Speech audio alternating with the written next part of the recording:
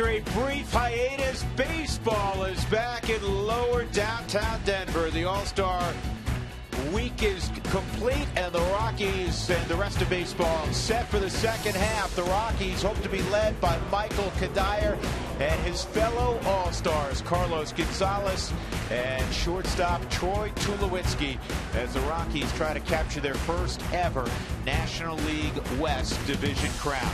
And they'll open up the second half against the Chicago Cubs, first of 3 here at Coors Field, first of 10 straight at 20th and Blake.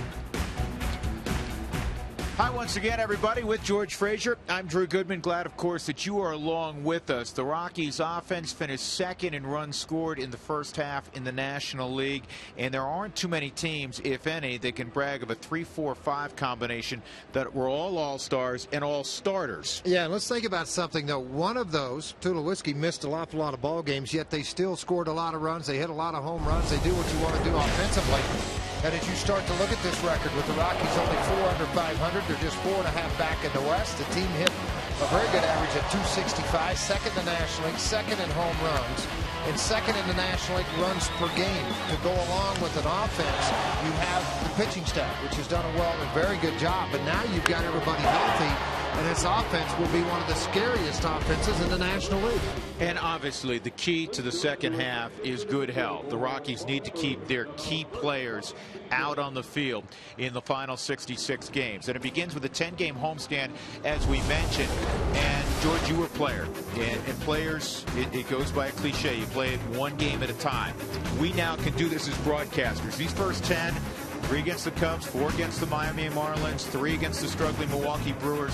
They have to have a very strong homestand. There's no question. And when you start to look at these games, you look at the Cubs, you're going to miss Garza. He's not pitching. Wood's not Garza. The 2 of their top pitchers, in my opinion, not here.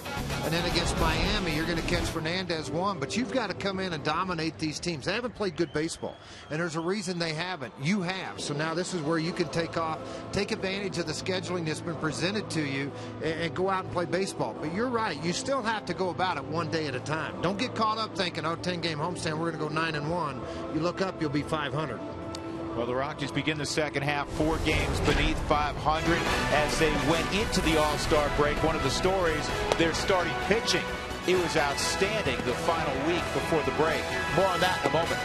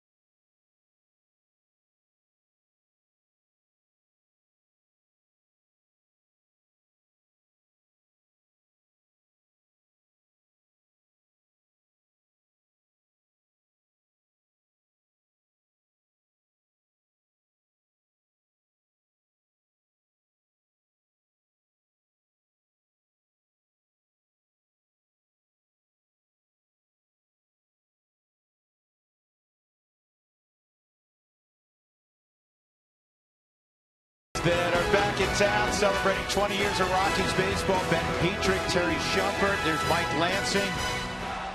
And one of the toughest guys to ever take the hill for the Rockies, Petey, Pedro Estacio. There's Kevin Ritz. Vinny, he's always around. And the big cat in town, the Dragon Slayer. We have a shot at him coming up also.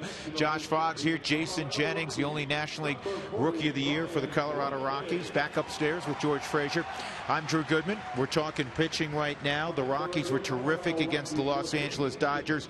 Jorge De La Rosa gets the baseball tonight to begin the second half. Rocky's been very good when he's on the hill. Well, they have been very good. To think about what he's done, 5-1 at home. He's pitched very well throughout his career at home. Then you're going to hand it off to Nicasio. Then Tyler Chatwood, who's been outstanding. Nicasio, 2 very good AAA starts, dominated the Dodgers. So, you know, when you start to look at this, you're thinking that it's set where it is, but it all starts with the lefty and De La Rosa, who's 9-5 right now. 5-1 at home this season, .315 earned run average over 8 ball games at Coors Field.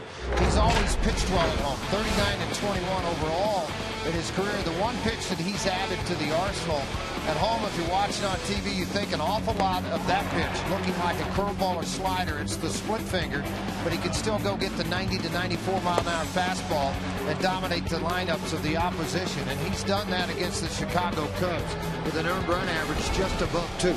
So the right man for the job to begin the second half. Jorge De La Rosa against the hard-throwing former Notre Dame football standout, Jeff Samardzija.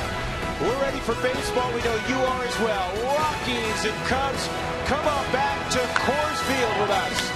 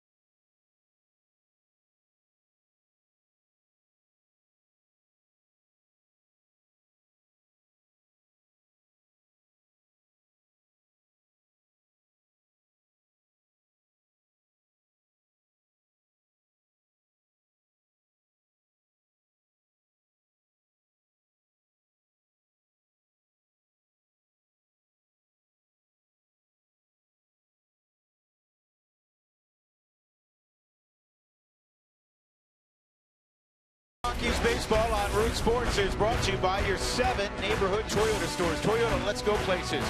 By King Soopers, more value for the way you live. By the Courtyard by Marriott, Western elegance in the cultural heart of the city. And by Southwest Airlines, find our fares online only at southwest.com.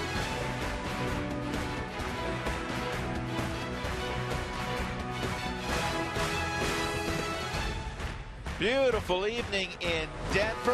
Perfect way to start the second half of the season. Tonight's weather is presented by Blue Bell Ice Cream. The weather is warm in July, and Blue Bell Ice Cream reminds you it's National Ice Cream Month. Pay attention to this, George. Treat yourself to Blue Bell's newest flavor, Rock Slide Brownie, and celebrate with us today. We're going to be celebrating with Rock Slide All Brownie I can tell you is it doesn't just have to be this month for me to enjoy ice cream from Blue Bell. I enjoy it every day. I understand. Me as well. 80 degrees. Our first pitch temperature. It's perfect for baseball, not a cloud in the sky.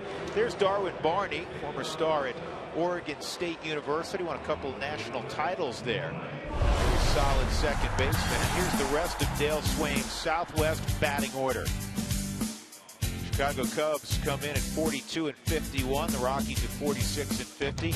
Cody Ransom, well traveled. He'll bat second. Anthony Rizzo, they're building behind. Then Alfonso Soriano. He's ageless and he's been red hot of late. Starlin Castro, Junior Lake making his major league debut. Dave Chappelle, Wellington Castillo behind the plate. And Jeff Samardzija on the hill.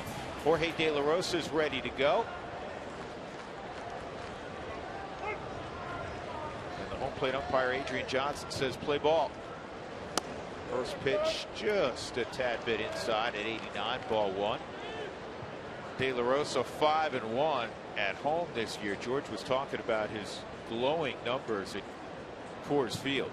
And not just Coors Field, but throughout his career he's been good at home. 39 and 21 with an earned run average just under 5. And you got to remember, he struggled early on in his career against Chicago. 4-0, 205 earned run average in his career versus the Cubs. 30 and 2/3 innings. He struck out 37. Let's take a look at tonight's Farmers Insurance game plan. What do you have, Frazier? Well, it's big for me. This is a very good fastball hitting team with Rizzo in the lineup, Alfonso and Soriano in the lineup, with Starlin Castro. So secondary stuff's going to be very important for him in this ball game. The ability to throw that split finger when he wants to for a strike. Here's Cody Ransom. Cody Ransom never hit for much average, George, but he'll run into a fastball, as you suggest, and hit some long balls on occasion. One of the hottest hitters they've had in July so far, just who Drew's talking about. Cody Ransom's hit 417, and you say, well, how many at bats? 48, excuse me, 20-something at bats in the month of July. So, you know, this is a guy that kind of pushed to the scrap heap, and they found him, and he's performed well for the Cubs. They remember at the start of the year he was with the Padres. They waived him and the Cubs picked him up.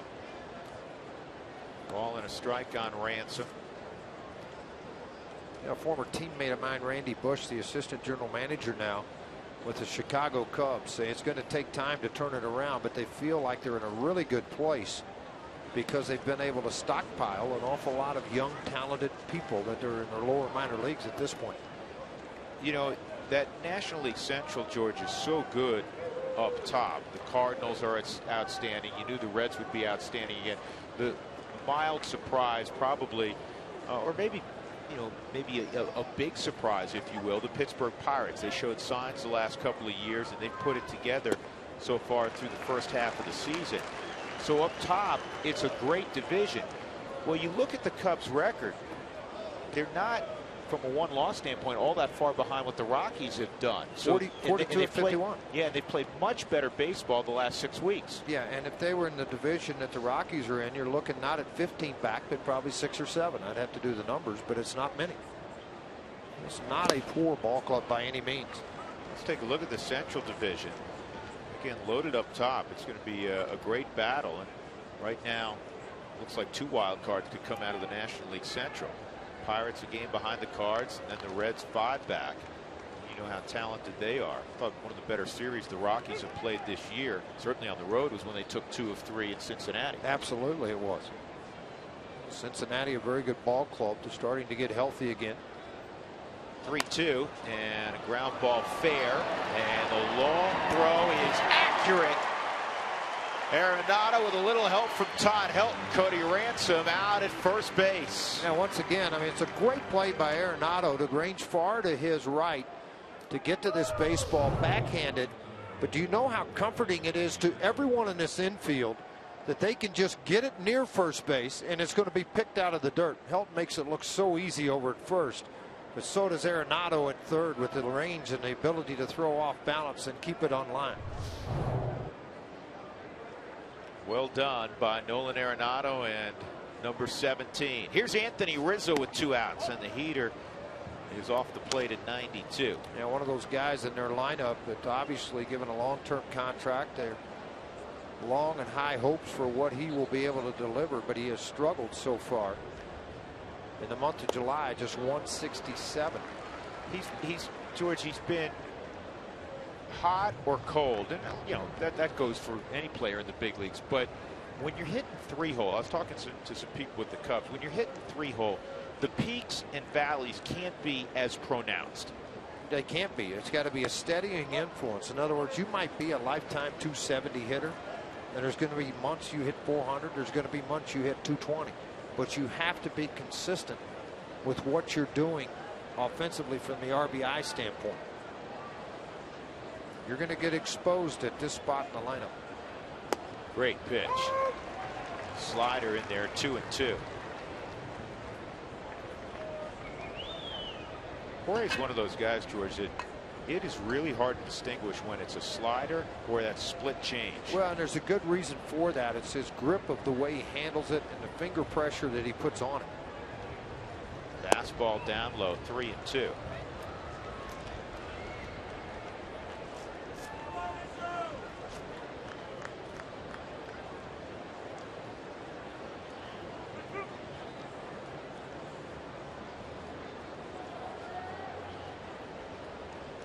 Two outs, nobody on. 3-2 on Anthony Rizzo, just underway at Coors Field. And he loses him.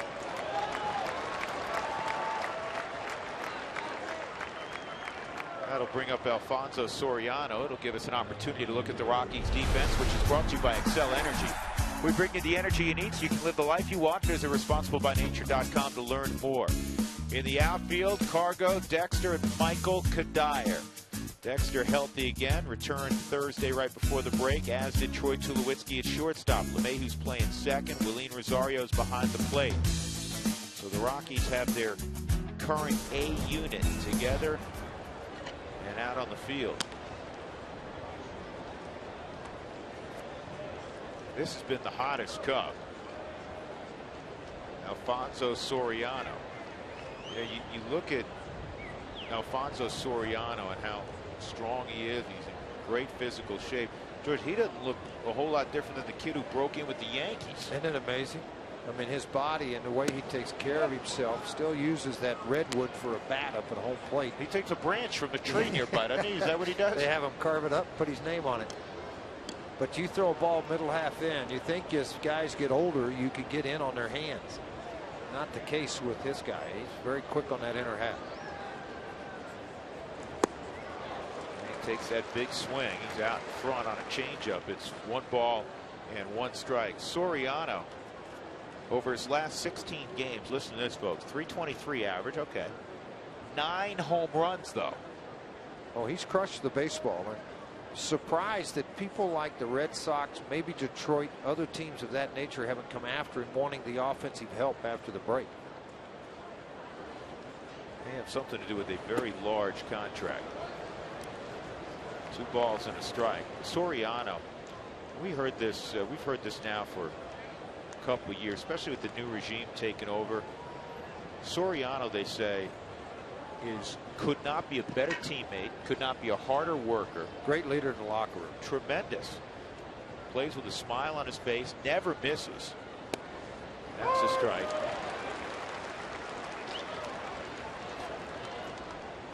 And you just park him out there in left field. Write his name in the lineup. Every day. Every day. You don't worry about it. It's nice when you have a couple of those guys on your team.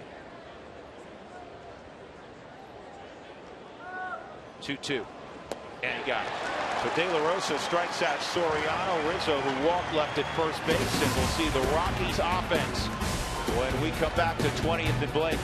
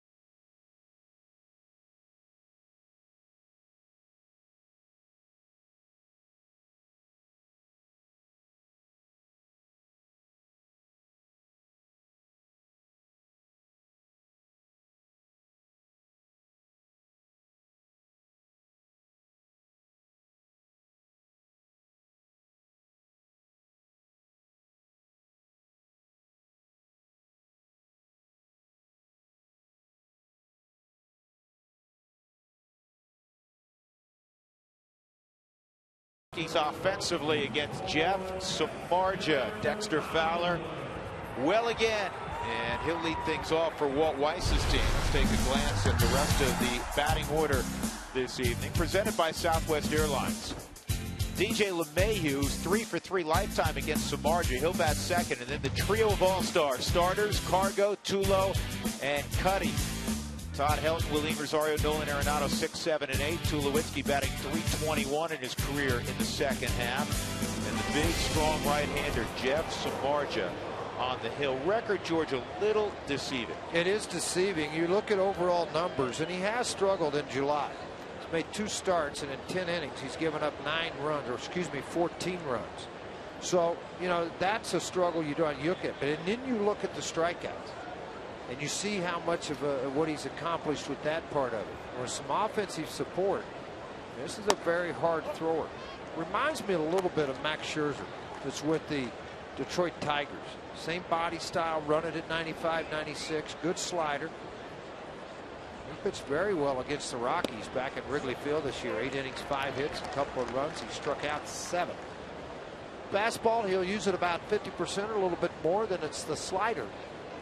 #1 secondary pitch. He'll show changeup cutter, but it's fastball slider for the most part. And he falls behind Dex 3-0. George, how big an issue is it for a guy that initially they made a reliever, and it wasn't until the start of last year that he became a full-time starter? Well, an issue is as far as being able to carry the workload body-wise. Can he handle the amount of pitches? And he's shown this year he's throwing 110, 100, 104, 101, 111, so on, 115, 160. He can handle that and maintain his velocity over that course of time. But, you know, this is a guy that didn't pitch much in college. He had a little football going on also. Dexter walks on 4 pitches, and now DJ LeMahieu at the plate. Different lineup. With all due respect to everybody else who's led off when Dexter's in there, George. Much better situation for everything. I mean, can you imagine how great Walt Weiss felt today riding in this lineup, having everybody healthy for the first time in a long time? Feel a whole lot smarter, don't you? Yeah, I've always said that about Joe Torre when he managed. Get back. They got it. Too big a lead, trying to be aggressive. Nothing wrong with that. But you got a catcher that can throw behind the plate. You know, on a ball that appeared to be inside, Castillo took advantage of a big lead by Dexter. 2 big crow hops, stepped out, and in the snap throw, it had to be on the money, and it was. See how big that lead is? That's inviting when you got a right-handed hitter standing at the plate. There's no blockage of the left-handed hitter where you don't see it as well. 1-2. And a big break for Samardzija after the 4-pitch walk. Well, it takes away the pressure knowing this lineup of the Rockies. You know, you're trying to guide a ball instead of throw the baseball. See how he responds after that play by his catcher. On the ground is short. Starlin Castro, 2 outs. The Cubs defense brought to you by Excel Energy. Make the choices that fit your life. Excel will provide you the energy to power it. Visit responsiblebynature.com to learn more. They have an outfield of Alfonso Soriano in left. Junior Lake making his major league debut in center field. Dave Sapelt is in right field. Ransom and Castro left side. Darwin Barney, very good hands, along with Rizzo at first base. Wellington Castillo, you just saw, can throw. He's good defensively. 2 outs, nobody on. And here's Cargo. He had a great road trip, George. Hit 400 through that West Coast swing. Well, and again, you talked about 3-hole hitters and their production and what they have to do. This is a great example of what a team looks for. You talk about consistency. 25 and 64. Sure, he'll hit these 1 or 2 games. Who doesn't? But over the course of 162, like having him on our ball club. Fouled off. It's 0-2 on Cargo. He does own a home run against Samardzija. Samardzija 1-0 with a 2.25 ERA in 6 ball games against the Rockies, but only 2 of those ball games were starts.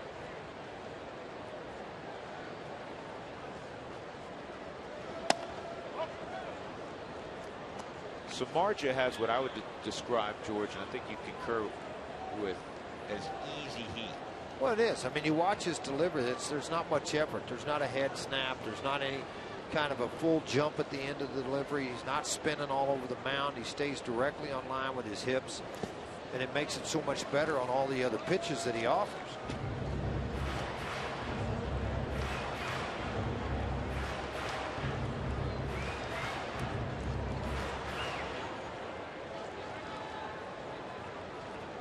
Cubs have a semi shift on. The shortstop Castro is playing virtually up the middle. And the third baseman Ransom way over. And remember, Cargo had that finger injury, and I don't like the looks of that. He had pulled the hand off the bat. Remember, right before they went on a trip on the West Coast, there was 3 different swings like this. Mike Shaw, Subaru Supermo. Now watch. As that hand came across, the bottom drops off. Because what happens is that finger rolls on the inside.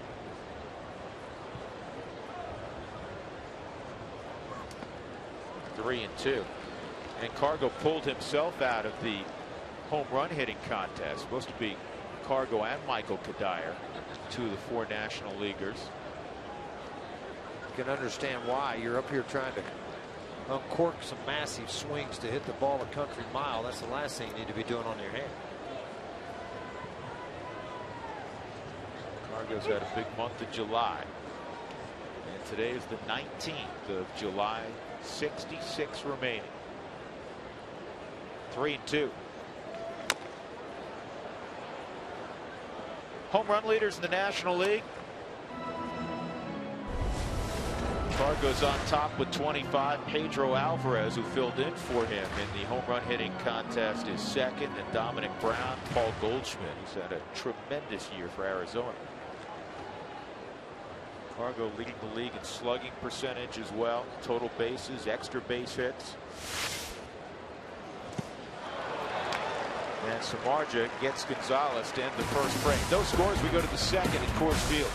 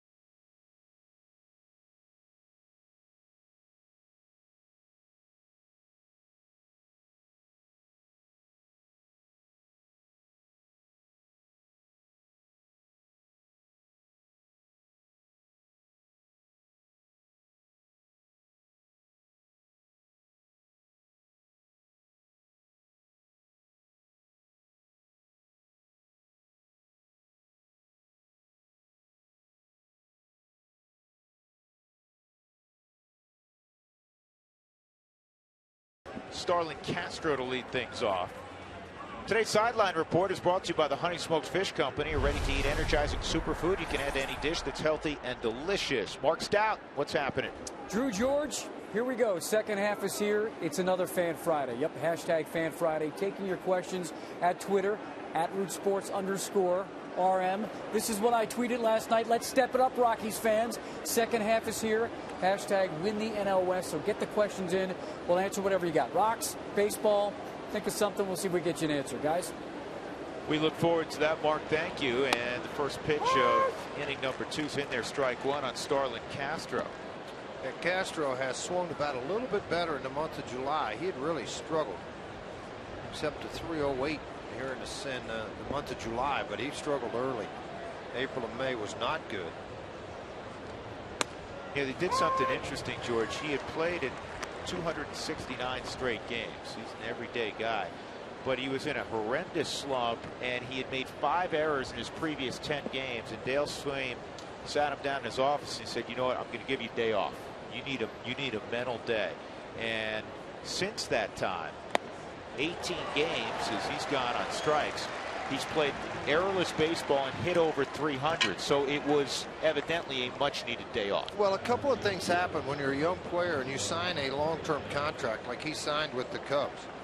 You can also say, look at all the security. You can sit back and relax and just collect your money and go play as an average player.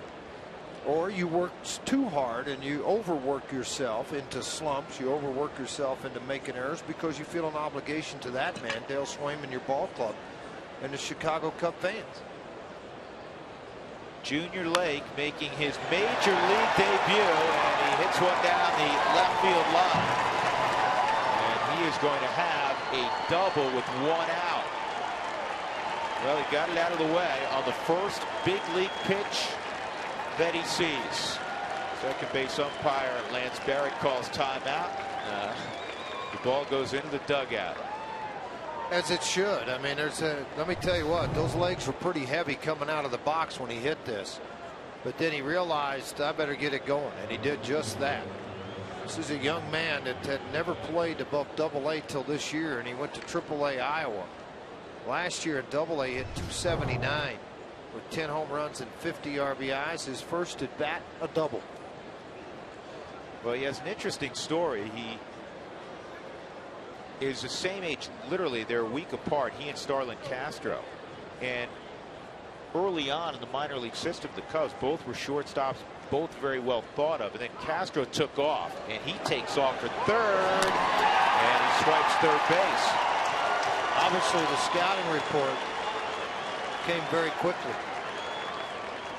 Well, De La Rosa's given up more stolen bases than any other starting pitcher for the Rockies. Unusual because he's left-handed. Walking lead.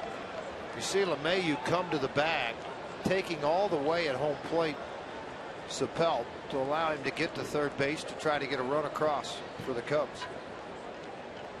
The Rockies will bring the infield in with Sapelt at the plate in the second inning and 1 out.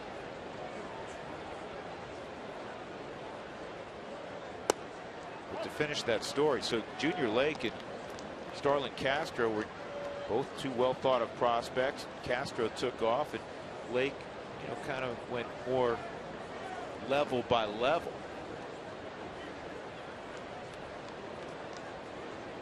Starlin set a Cubs franchise record with the number of hits in his first few years. Now they got him hung up. Good job by De La Rosa running at him. And how about the rookie? He's waving at Sapelt to get to second base while he's trying to get into a rundown. He was going on contact, and halfway down he started yelling or motioning for him to get onto second base. He was going to try to stay in the rundown long enough. And you know what, George? Honestly, he did a tremendous job because he allowed Sapelt to get the scoring position. He sure did. Ball hit right back at De La Rosa. Then he's going to run him back to third. Watch right here. He's waving. Get going. Round the bag. And then the chase was on pretty good. It took a little bit of time. How many times you have to tag him, by the way? To catch up to it. Yeah. I mean, he was quick to get off. If that ball gets through, obviously base hit, he's going to score. Oh, you know he what? didn't ever tag him. He That's didn't why. tag him. You're right. So 2 outs. Wellington Castillo is at the plate. Sapelt at second base on the fielder's choice. Way outside.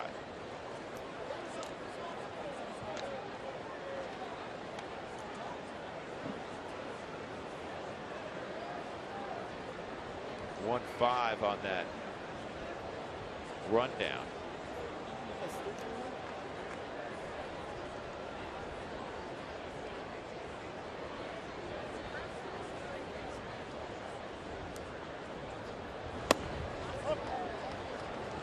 Two 2-0. Castillo's hit pretty well at Wrigley, not so well out on the road, just 220 away from the friendly confines. Well, they're going to go ahead and let Samardzija hit. A 2-0 count. Walt Weiss with 2 outs, not taking any chances.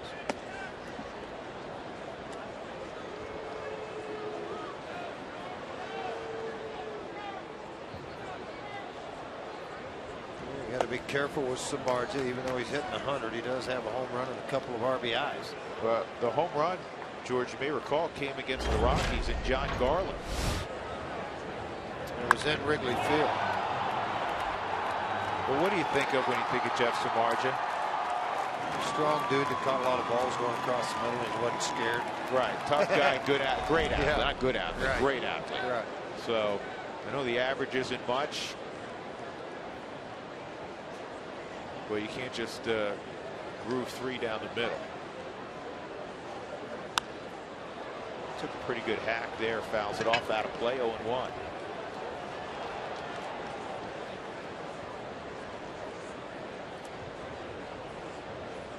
He's got the Frazier hairdo from '78. Got a little bit of the Manchu working too, doesn't You didn't do that, you just did the stash. he? No, I had the beard and the whole thing.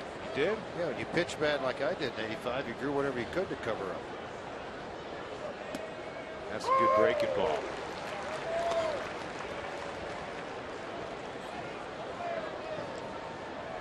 Runners at first and second, 2 outs, no score.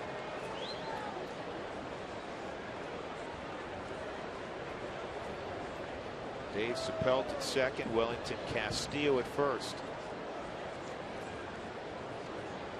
Here's the 0-2, and he got it. So a good decision to walk Castillo, and De La Rosa strikes out Samardzija on 3 pitches.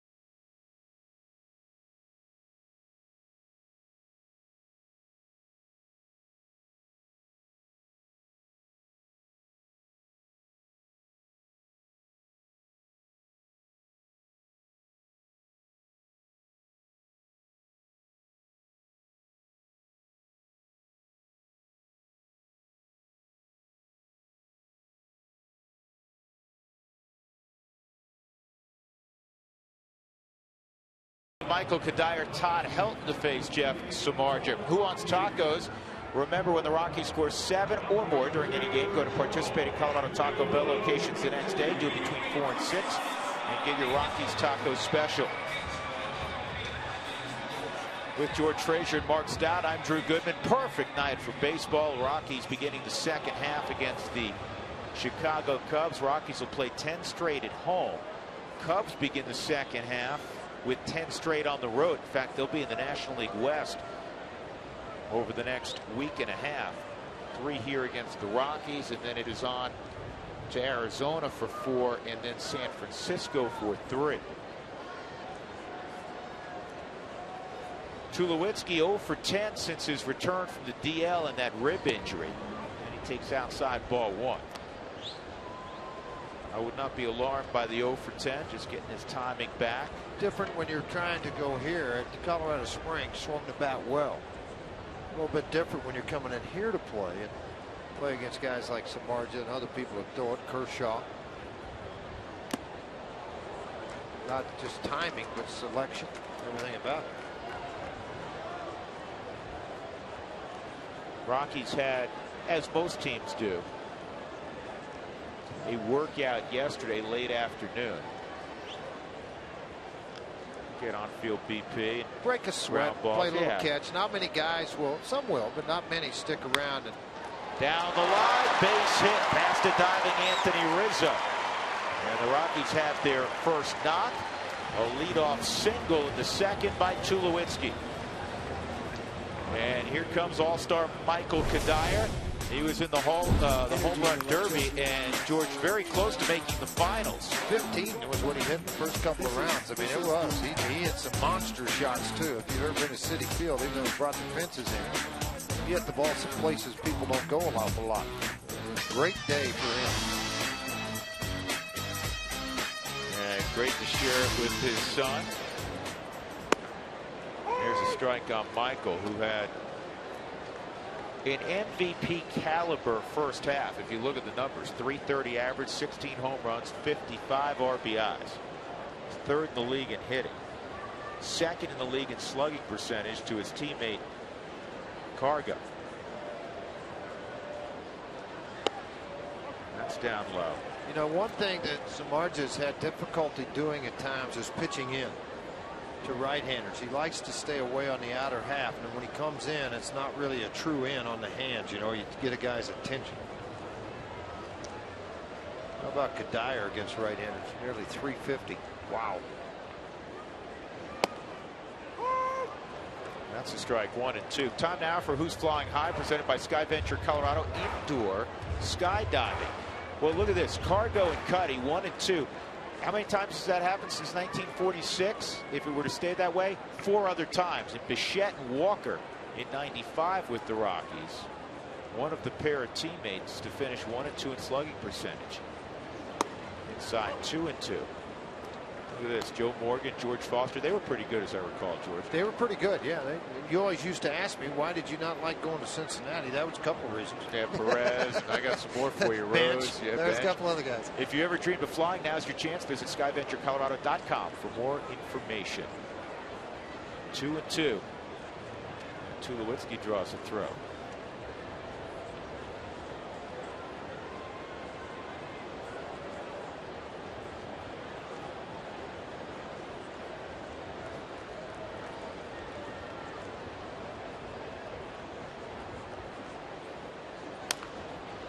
Dyer keeps the at bat alive. Just out in front of that split finger at 83 miles an hour. Samardzija trying to cut down the pitch count, get a ball on the ground, try to flip 2. Michael now, George, has the distinction of being an all-star in the American League and an all-star in the National League. Pretty good distinction to have. 2011 with the Twins. And that is on the ground at third. There's one on first, out at first base. Marlon Barney got it there just in time.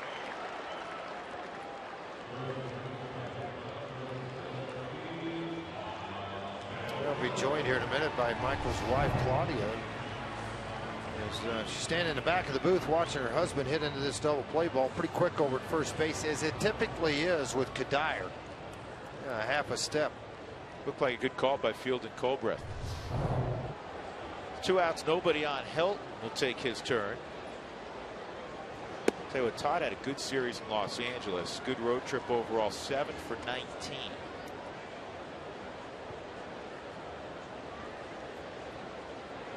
He mentioned that if you didn't get a chance to see the interview with Todd, he talked an awful lot about it. He says it's the best his body's felt in 4 or 5 years. It's starting to show on the field now.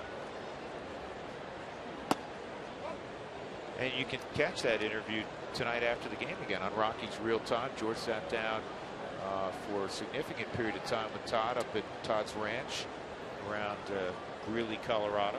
Neat time, too. I mean, there's a lot of things in this show you'll really enjoy to see a side of Todd you normally haven't seen for a while.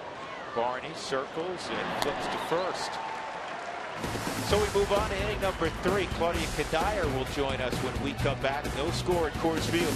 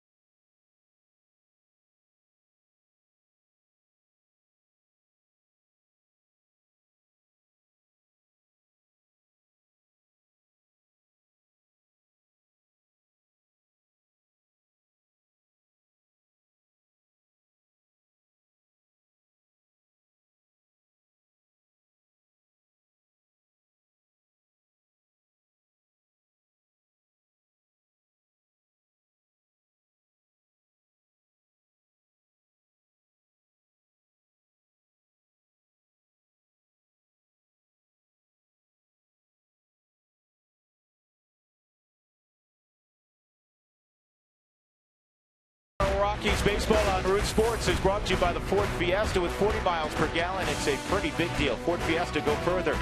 By Southwest Airlines. Find our fares online only at southwest.com.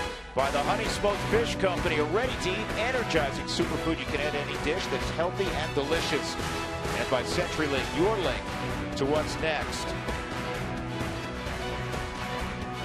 No scores. We go to the 3rd inning. Top of Jorge De La Rosa will see the top of the order for the Cubs. Darwin Barney will lead off, then Cody Ransom and Anthony Rizzo. Just a spectacular Coors Field evening with George Frazier. I'm Drew Goodman, and we're joined in the booth by Claudia Kadir. How are you? Great. Thanks for having me. You had a whirlwind week. Normally, I know for families who play baseball for a living, it's a chance to catch a breath of fresh air, relax a little bit. I know you guys were going to spend some time on the beach out west. Instead, it was zipping to New York, huh? Yes, we still went to California. We still went to Newport Beach for a couple of days. I had talked it up so much to our son Casey that I could not go. So we went for the weekend, and then Casey and I hopped on a plane with Michael and went to New York, and we're there for about 48 hours. And it was a lot of fun. Did you sleep? I did, yeah. I mean, it was good. I mean, I had one of 3 kids, so actually it was kind of a break, you know? And the good thing is you've gone through this before with Michael in the American League, so you kind of knew what to expect. Yep. New York City does it a little differently. Yeah, isn't that amazing? That city does things differently. They sure do. Yeah. You know what's neat? We just showed a shot. We're going to show it again. Casey, and these are memories for a lifetime. He's going to remember Dad in the home run derby. He's his biggest fan. Absolutely. How neat is that? I mean, that's awesome. Isn't that not? Yeah. I mean, I almost get teary-eyed watching that. I know, it's great. He loved it. I mean, that's the way we were able to talk him out of leaving the beach, and he never looked back. He loved it.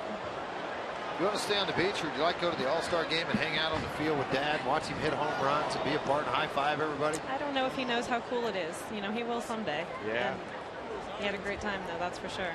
Hey, you guys, the wives for the Rockies always do some wonderful charitable things, and I don't want to embarrass you for that, but this looks like the brown bag lunch that I used to take to school when I was in 2nd grade, but it has something much more valuable in it than my tuna fish sandwich back in the day. Yeah, well, we're starting to get some fundraising into full gear here, and we're starting preparing for our grab bag event, which is going to be next weekend, the 26th and 27th, Friday and Saturday. And what we do is we have all the current roster players sign 2 dozen baseballs, and we put them into individual brown bags like this, so you have absolutely no idea who is in here. And they're $40. You can purchase one, and with the money that we raise, we support some really great charities in the area. This year we've picked a couple really special ones Last year we raised over $20,000 with this event, so we're really hoping that the Denver community will come out and help us support these charities. And tell us again, so it's next weekend. Yep. Now, if you're planning on coming to the ball game, you bought a ticket, or, yes. or maybe you're planning on buying a ticket, where will we find the wives, and how early should they get there? Yeah, we have a kiosk right behind home plate. It's a great location. And we start selling when the gates open, and we are there until they sell out. And we split them in half, so there's baseballs on both nights. When the first half sells out, we stop selling, and the second night we're there for the same amount of time. Nice play by Arenado. You have a great story, and I can't remember if last year we had you tell it on the air, but Michael and yourself from what's become a baseball hotbed in that Chesapeake area in Virginia. And I think it's really funny that one of the big stars in the game, Justin Upton, you as a teacher had in class in high school, correct? Yes. Yep. That ages me a little, but did he get all his homework true. in? Because I want to give him a hard time. I like Justin. Next time I see him, I want to give him a hard time. He's a really smart kid, but you heard that, but his mother actually also taught at the same school that I did. Oh, is that right? Okay.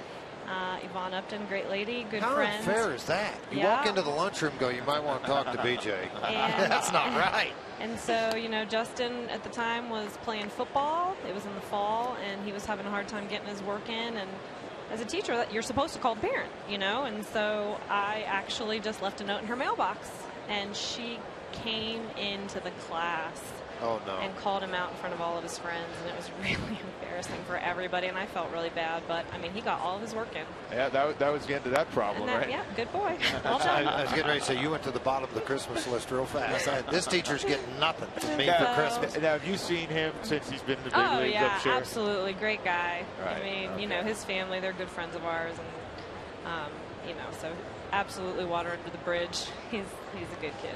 Yeah, he's done okay for himself. Oh, I think so. Yeah. So again, that event is next weekend. Yeah, Friday and Saturday nights, and like I said, $40. You are guaranteed an autographed baseball. And if you get Michael's autograph, you will not have to look and say, okay, now whose autograph is this? And we've told the story before. Michael learned this from Harmon Killebrew, that hey, make sure every letter is legible so people know whose name is on it. Yeah, and if there is a doubt, each bag has a little slip of paper in it that tells you who has signed it.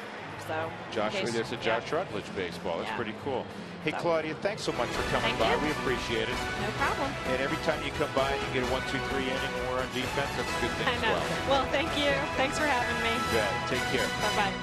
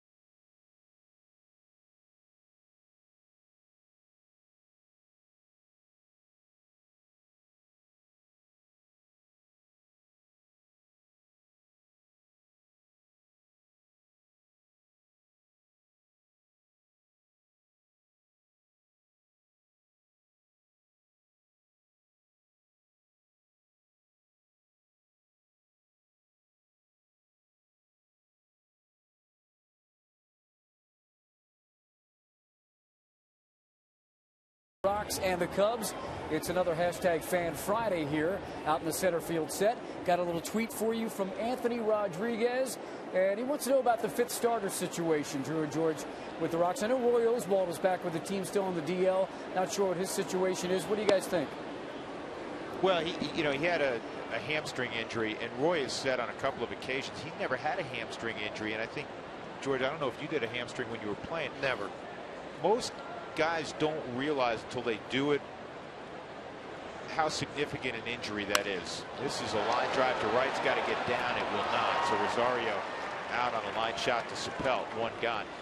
In other words, when it starts feeling better and you think you're okay to go, it's still pretty tender inside. And so Oswalt's doing some exercises right now, but it's not like you're going to see him in a week or two. He's a ways think of away. the stride. When you start to stride out, playing catch and flipping a ball from 30 feet is different than loading up on a back leg, trying to stride out to get your stride to throw a baseball. Back up the middle, and Barney is there. He's going to throw out Nolan Arenado. Too quickly gone in the Rockies half of the third, and that'll bring up De La Rosa. So right now in the fifth starter spot, even though he has struggled quite a bit on Monday, Drew Pomeranz is scheduled to get his fourth start this year in the big leagues. He has said that he has to be a whole lot better. He understands that. Start the other day in Tulsa. Watched that start actually with Drew, and worked on a slider at that point, but was hit hard by the Northwest Arkansas Ball Club, which is the Kansas City Royals. They have some older players on that team. Fields is a guy to hit the ball out of the ballpark. Scott Fletcher's son, who worked for us as an infield instructor, is #1 draft pick, hit a home run. I tell you, I saw the other day was Duffy, former #1 pick, left-hander. Punched out 13 in 5 innings. He's up to 98 again. It's pretty impressive. 1-1 on De La Rosa.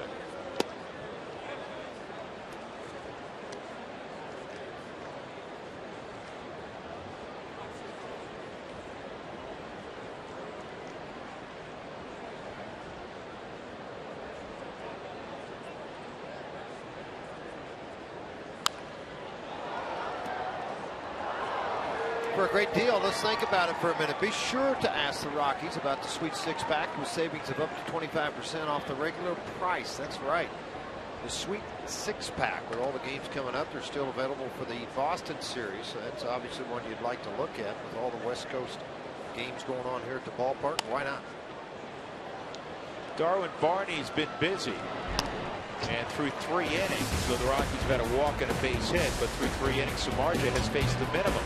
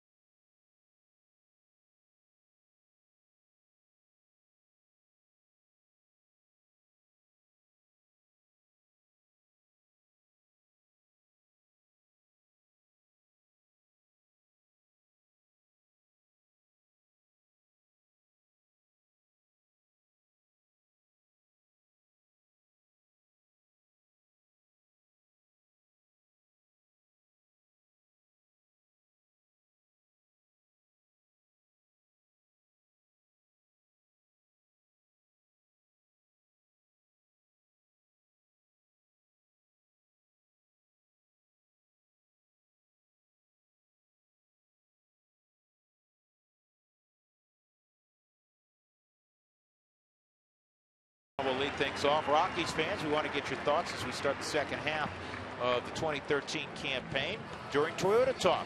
Text the word Toyota followed by your thoughts on this question. What are you most looking forward to in the second half. Hey, Drew. Yes, sir. Didn't that used to be a red Toyota? No, it's always been purple, hasn't it? No. They changed it. Somebody drive off with the red one and drive the purple one up there? Last year was red. Oh, last this year's year. blue. Purple. How about that? Makes more sense. So how do that you it's think purple. it got up there? There's a ramp that they put outside the. I don't think so. No, there is. I've seen it. I've seen it, George. I don't think so. They did this in It's late like March. 15 stories high. No, there's a ramp, and they have to jump over that little restaurant Okay. there, and they landed All up there. right. You got to apply the brakes quickly, though. I understand. Somehow Like your landed- nose is getting much longer. It's like landing on an aircraft carrier. Oh, that's easy. Soriano struck out swinging his first time. 3 punch-outs in 3 innings for Jorge De La Rosa, looking for his 10th win. You know, his 9 wins, the most he's ever had in the first half. That's a strike. And I'm sure most of you are aware, De La Rosa a few years ago won 16 games. Well, I think he's 5-2 when he came off where he got hurt. The next year after winning 16. Yep. This is hit well to center field. Dexter going back, and he's run out of room. Soriano has hit another home run, his 17th of the year, and his 10th in his last 17 games. And he gives the Cubs a 1-0 lead. How about this, too? That's the 36th home run off the left-handers this year. Tied for first with Oakland. Now they've taken it over. So think about that, too. They've been able to leave the yard against left-handers. Soriano now ties Johnny Bench 57th all-time with home run number 389. Really loads that back leg. I tell you what, he generates a lot of bat speed. It's a big whip action. And Dexter can't hang on to this one. It's out and into palm. Starlin Castro at the plate, and this one to DJ LeMahieu, an accurate throw. Trying to think if, or trying to gauge whether De La Rosa got a little leather on that, just for the official scoring standpoint. It'd be 1-4-3 if he did. And now from the press box, we did hear that De La Rosa did get a glove on it. I think he did too. It's going to hit right back at him here. A little bit of deflection slowed the ball down. Might have gotten into the outfield otherwise. Junior Lake, second big league at bat. He saw one pitch his first time up, and he doubled down the left field line.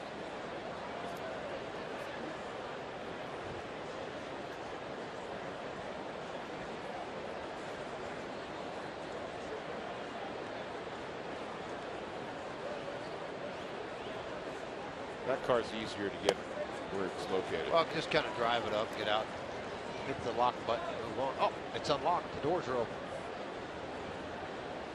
Is Dinger out there signing autographs, thinking about getting in it and riding around? Yep, figured. 1-1 on Junior Lake from San Pedro de Macorís in the Dominican Republic, and it's 1-2.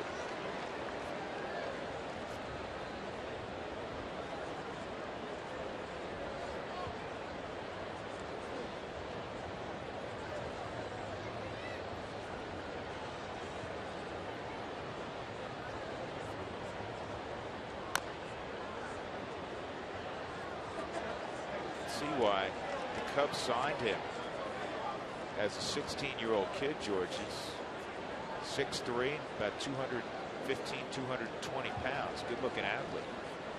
Very good-looking athlete.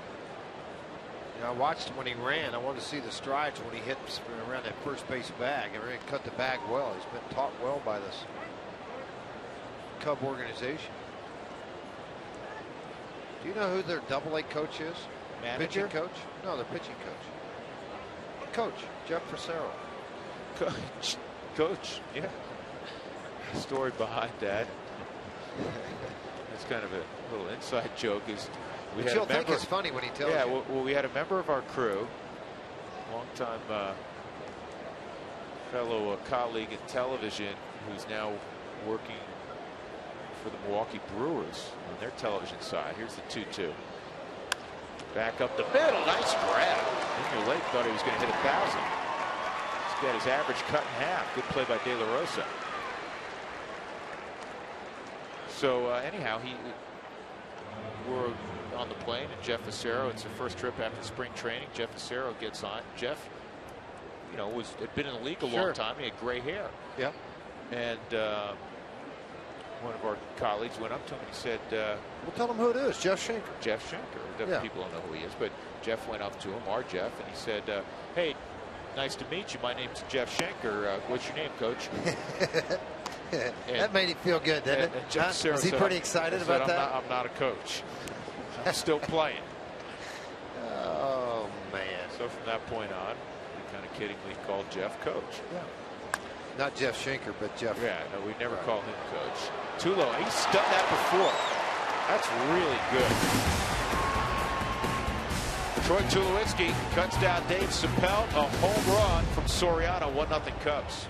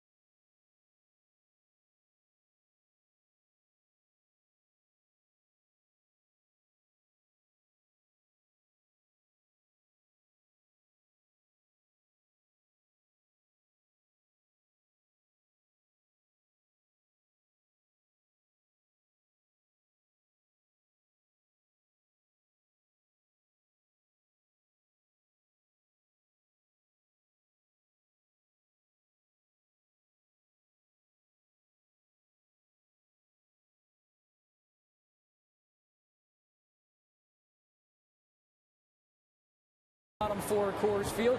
You might have missed a few moves and a few notes about the Rockies that happened here just over the All-Star break, and they have to do with some pitchers down in the Springs. Jeff Francis, by the way, he's going to move to the bullpen. Aaron Cook not going to pitch anymore, at least this season. Some arm problems. And George, we got a hold on a minute. This ball's tagged by Dexter, and it is done. Fowler's tied it up with his 11th of the year.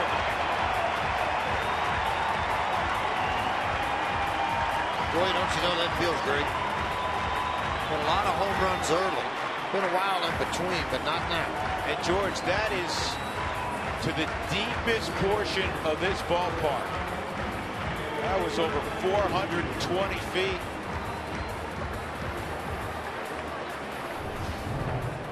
Samardzija not a guy that gives up an awful lot of home runs either. This dead central, right out by their bullpen, and what Drew's talking about, that V right there, one of the deepest parts of the yard.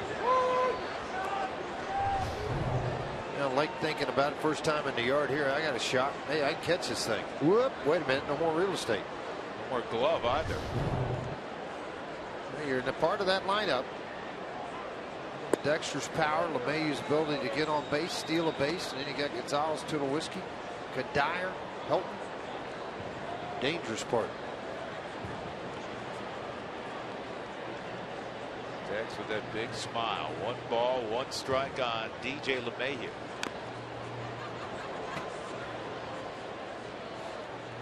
Boy, that made a loud sound, didn't it?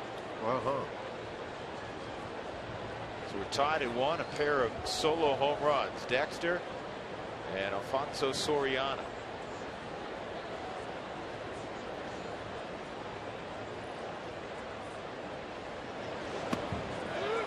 On the swing. Let's go back out to center field and visit again with Mark Stout. Mark, we apologize for Dexter interrupting you. Yeah, that's fine if he's going to hit one out. I love that. Here's the pitching moves we were talking about at the Springs. Aaron Cook shutting it down. He's got an elbow issue. Jeff Francis has moved to the bullpen. And Armando Galarraga traded to the Rockies for Parker Frazier. George and Dave Land had actually tweeted at @RootSports_RM. He wanted to know, what you thought about that deal and how it kind of came down. So talk about that. And Jeff Francis, too, who's a good friend of yours. Yeah, Jeff, very good friend of mine. Jeff actually wants to try the bullpen to see how it works and if he can do it to add value to himself going forward in his career. And as far as Parker's trade concerned, Parker, when it initially happened, I'll be honest with you, was a little bit shocked. I mean, he'd spent his whole career, basically his whole life. This is my 16th year in the broadcast, so he's 24 years old. So since 8 years old, this is the only organization he's ever known in his life. And always wanted to put a uniform on at the big league level. Didn't work out, so now he'll move on to Cincinnati and try his hand over there. You never know. He may appear here at Coors Field. He may not. But I think it's best for both parties, and he'll be happy, and he's excited in Pensacola, Florida with their AA ball club. And I think Galarraga, let's not forget, one blown call from a perfect game. He's won 26 ball games. It gives you value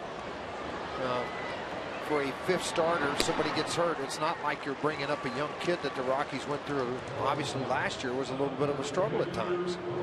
And now you're bringing a guy, a veteran with 5 years in the big leagues, up to maybe start for you if that need arises. George, you got traded a few times. The first time it probably is a shock, and especially it's different circumstances for Parker, who literally grew up as a Rockies fan and in the Rockies organization. Yeah, it is. I mean, that's the whole thing that you go through, I think, because he really did grow up as a kid in the organization. He was 8 years old. He bat boyed for Keith Schultz on the visiting side for Dusty Baker, for former Rockies manager Jim Tracy. So, yeah, I mean, it's not like he had been around the ballpark even as a young kid. So, for everybody involved, I think it's a great situation for Parker. It's a good situation for the Rockies to move forward.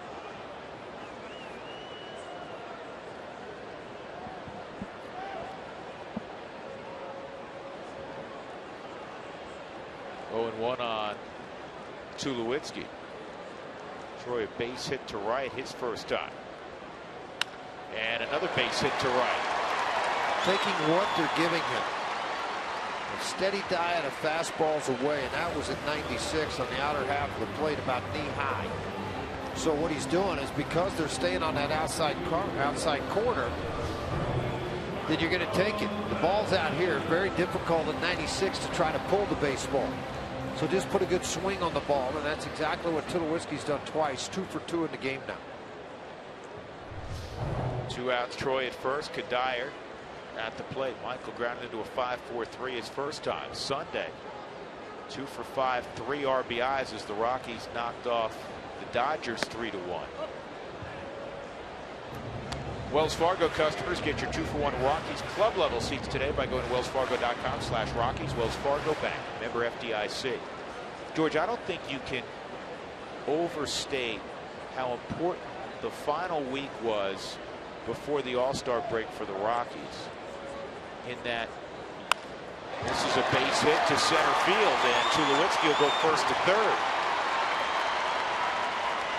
And that will allow Helton to come up. In that the Rockies, at the start of that 10-game road trip, Frazier, they lost 3 in Arizona. They played bad baseball. There's no other way to spin. They played poorly and were swept by Arizona.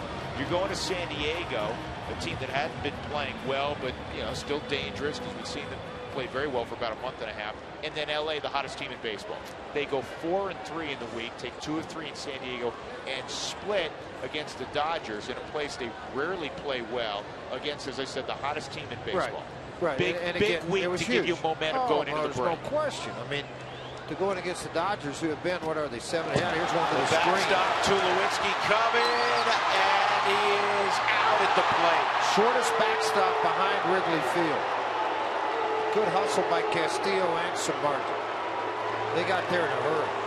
Just a good break for the Cubs, and Castillo kind of with that Cheshire Cat grin.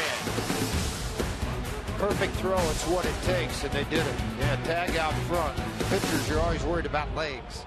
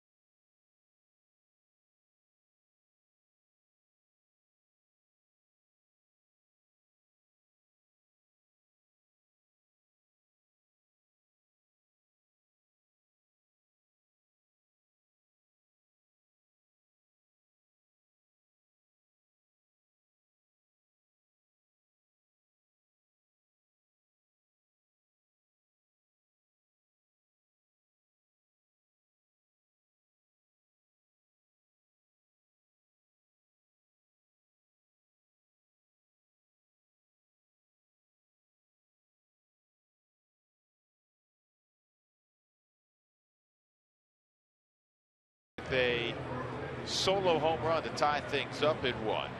Wellington Castillo will lead things off in inning number 5 for the Cubs. Wells Fargo customers we told you about. Well, I'm sorry, we're doing our AT&T trivia question. My bad. Who's the only Rocky to ever win the National League Rookie of the Year award? He's in the house. We talked about him earlier. And there should have been a couple others. Should have been a couple others. Well, Helton very close, lost to Kerry Wood. Tulowitzki very close, lost to Ryan Braun. Wow, how'd that feel? How'd that miss him? Hit the bat. Did it hit the bat? Here's the back of the inning. Now remember, very short backstop. A snap throw in. Samardzija caught the baseball and just applied the tag to Tulowitzki. Everything in line right there.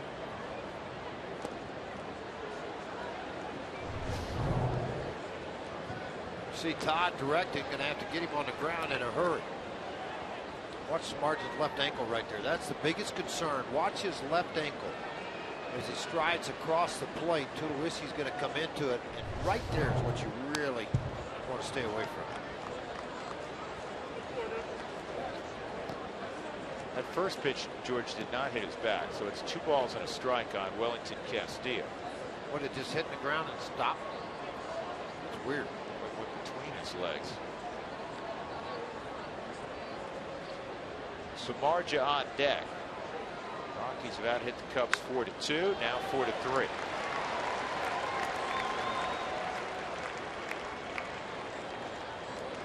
Here's one of those deals. Samardzija obviously will be bunting, where this is where Helton's so good. He can jump on a bunt. You have a catcher running at first. You have a chance to get the lead runner here, more so in this situation than you ordinarily would. Well, with the catcher running, not anything against catchers, but normally they're not very fast.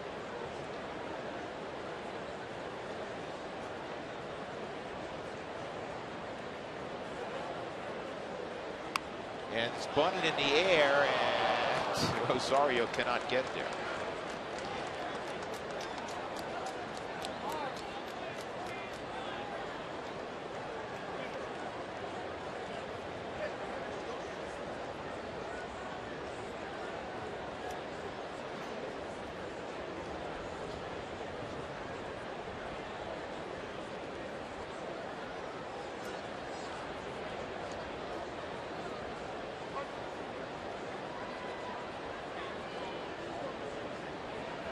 In Bayside, Queens. Playoff spot, manager of the year for Walt Weiss. Taking care of his. Well, that's a good bunt. Arenado to air it out to LeMahieu. George, it's a good thing that DJ is 6'4". Yeah, you're right. I mean, it was a very good bunt. And I actually think Nolan was thinking about letting it go. That's what I think he was thinking about doing, because this ball comes out grass, now it's on the dirt. Is it going to spin out of it? And as a defender, you've got to realize immediately what that ball's going to do. And it appeared to Nolan it was probably going to stay straight and on the dirt, and you'd have a fair ball first and second, so you took the out. Smart move. I like that response, by the way. Rocktober and offset. Here to that, Darwin Barney at the plate. Castillo at second base. Barney is 0 for 2. And this ball is cut off by LeMahieu, spins and throws out Barney.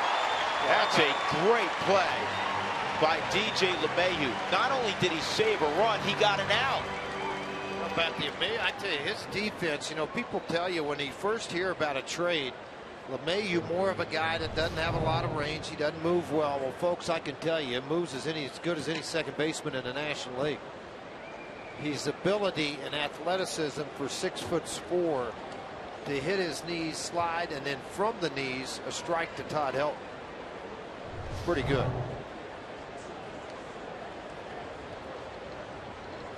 Nolan Arenado, hearing from his teammates, came your way twice.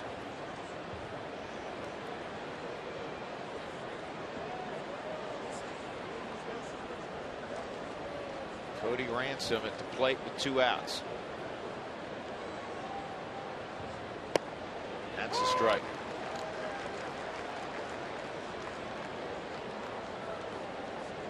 mentioned this earlier. The Cubs rotation has been very good. They're 9 games under 500. Don't blame their rotation. Garza, who may or may not be a Cub at this time next week. Or tomorrow. Or tomorrow. Travis Wood, who the Rockies won't see in this series. Travis Wood, one of the league leaders in quality starts this year for Dale Swain. And then Jeff Samardzija, who has, you know, a wonderful arm. So they have a solid rotation. Now their bullpens had to be remade as the season is worn on. Well, and offensively, they're a couple of bats short. They're a couple of bats short, but they're getting those bats back, and I think that's what they're looking at. If they do trade Garza, if they do trade some of these other guys, I know a lot of teams are looking at Russell too. They'd like to have him in their bullpen. So when they do, Dale Swain all of a sudden is going to have a club stacked up. Be a pretty good baseball team. 1-2 on Ransom. De La Rosa, 66 pitches in, working in the 5th inning. Real good number.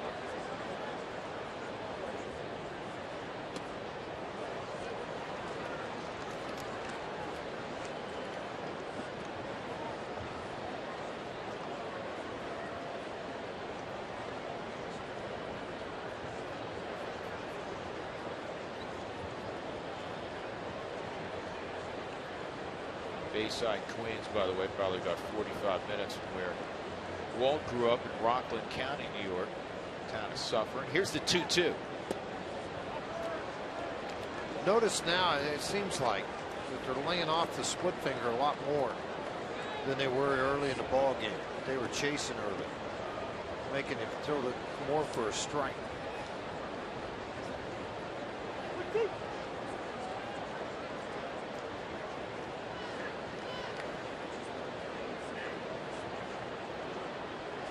Left-handed hitting Rizzo in the on-deck circle. They choose to go to the changeup. It will become a favorite for De La Rosa. If you don't get a swing and miss, a lot of times you do get the ball hit on the ground because of the spin of the split finger causing the ball to go down in the strike zone, not staying flat in the zone.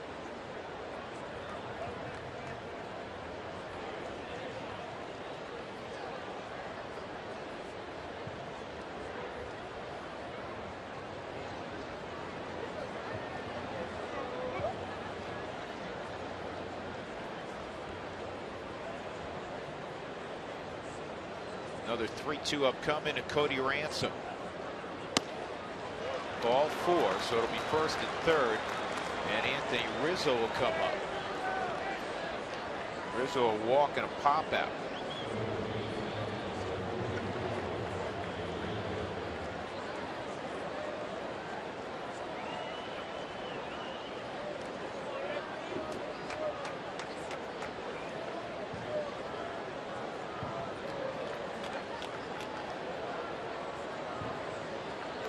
Rizzo came up with the Red Sox, was traded to San Diego, part of that Adrian Gonzalez deal, and then on to the Cubs. And the link, this is fouled off. Jed Hoyer, who worked for Theo Epstein in Boston, then went on to San Diego. And Josh Burns, who worked with Theo in Boston. Right, and then on to Chicago. And they've always loved Anthony Rizzo. So they went out and acquired him from San Diego when they took over the operations of the Cubs. And then signed him to a long-term contract, letting him know that he and Starlin Castro, you're a cornerstone guys.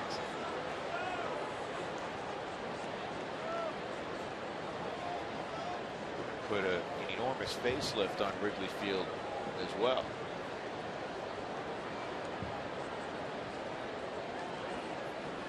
Two strikes on Rizzo.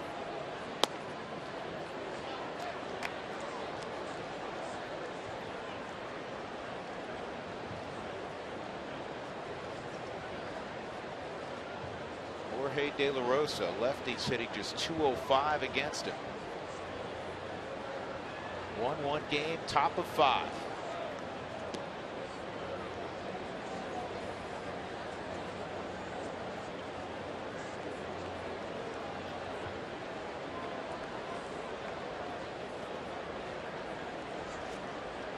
De La Rosa 30-12 in his career at Coors Field. Think about that. 18 games above 500. Swung on and missed, and De La Rosa strikes out Rizzo with 2 aboard. Castillo left at third, Ransom at first. We'll go to the bottom of the 5th. The Rockies won and the Cubs won.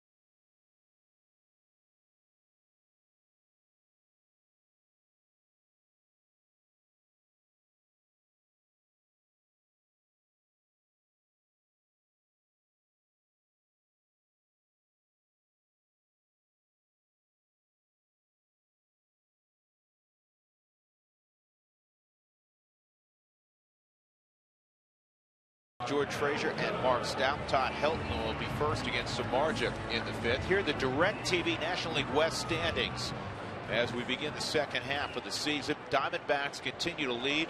The Dodgers, the resurgent Dodgers, have reached 500. They're 2.5 games back. They're in they're up 3-2 in the 9th inning in Washington. Rockies are 4.5 back. Giants 6.5, and then the Padres 8.5. Strike one on Helton, to ground it out to second. A wide open division. It's there for the hoping taking. to climb to the top. Just get hot a little bit. Look out.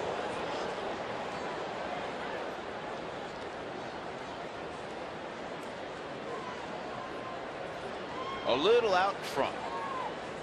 Just a little bit.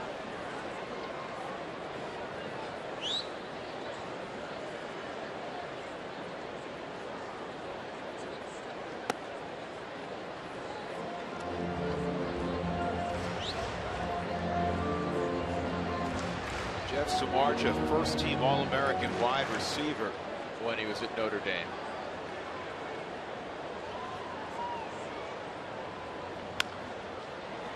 Gets Helton to ground to Barney. He was a first-round talent, but didn't go till much later in the draft because there were concerns that Samardzija would go to the NFL and play football. They still gave him $10 million. The first 8,000 fans on Thursday, July 25th, will receive a Great Clips coupon. Stylists will be on site providing haircuts and collecting donations for Colorado Rockies charities presented by Great Clips. So where are they going to be cutting hair? Said they're going to be on site cutting hair. You and I should go get our haircut. I go to Great Clips all the time. We should go get our haircut. Samardzija hasn't been to Great Clips in a while. No, but he's getting a lot of ground ball outs in this thing. Well, it's been a much better performance than his last 2 prior to the break, when he gave up 14 runs in 10 2/3. Nolan Arenado coming up. AT&T trivia question: who's the only Rocky to ever win the National League Rookie of the Year award? Well, we told you the 2 guys that finished a close second. Tulowitzki and Helton, the only guy to win it. 2001, 2002, Jason Jennings. Well, what a neat night that was in New York. His opening act in a Rocky uniform. It's a home run. DH'd while he was a member of the Baylor Bears in college, so he could always swing the bat. Could really pick it. Great to see him on the field today when I walked out. He's still teaching. He's got a cage down in the Dallas area. And still doing an awful lot of teaching with some younger kids. Do you realize 2 years ago he pitched an independent league and won 14 games? We were like 14-2, looking to continue his career, and it just didn't work out. Jason had a great collegiate career in Waco at Baylor. This is line to right field. Sapelt is there. Good to see a lot of former Rockies. Ben Petrick in today. Pedro Estrada.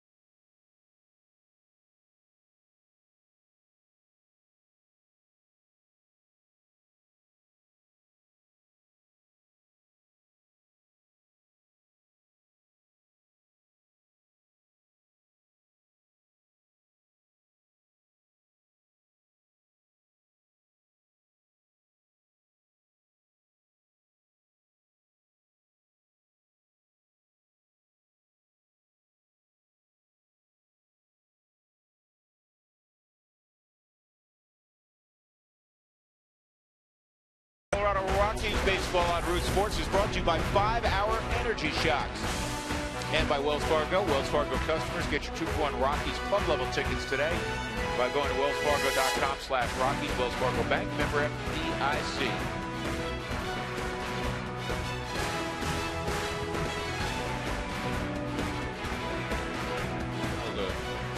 Denver Center for Performing Arts downtown. We're at Coors Field. Rockies and Cubs in a pitcher's duel. Jorge De La Rosa and Jeff Samardzija as we go to the 6th inning. The Rockies have gotten a run on 4 hits against Samardzija. The Cubs a run on 3 hits against De La Rosa, and the guy who provided the entire offense for Chicago is up right now. Alfonso Soriano, a home run to center field in his last at bat. And he is so talented that in this at bat, he won't try to do the same thing. He'll try to make solid contact on a pitch he can drive. It's nothing like the performance we watched one day with Sammy Sosa here. 3 home runs and 9 RBIs by the 5th inning. Yeah, I'll never forget that, George. And tired.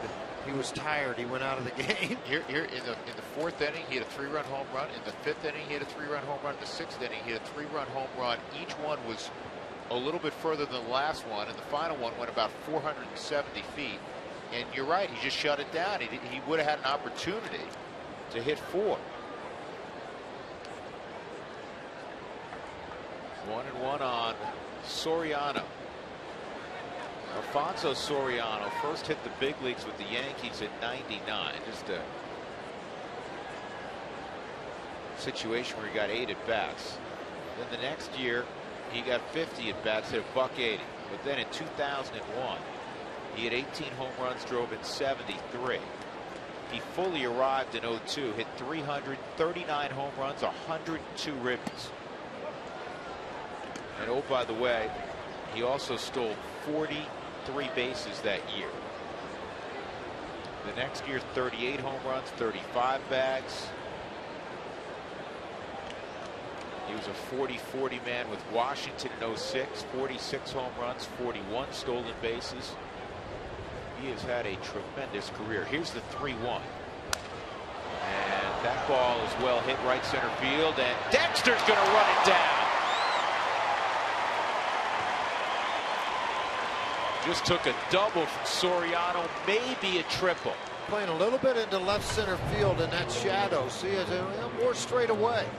But this ball from the right-hander is going to tail away from it. And those long strides sure eat up an awful lot of real estate. See the concentration on Dexter on the Mike Shaw Subaru Super Mode, too, as that ball into the glove. All good stuff.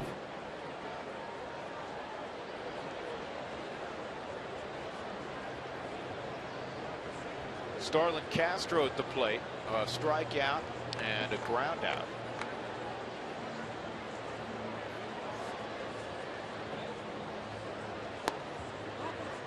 Let me ask you something. And I know the numbers have changed. I know things were skewed during the 90s and the early part of the 21st century. Soriano still going strong. 17 home runs now with the one he's hit tonight. He's got 389 home runs, tying Hall of Famer Johnny Bench. He's closing in, George, on 1,100 career RBIs.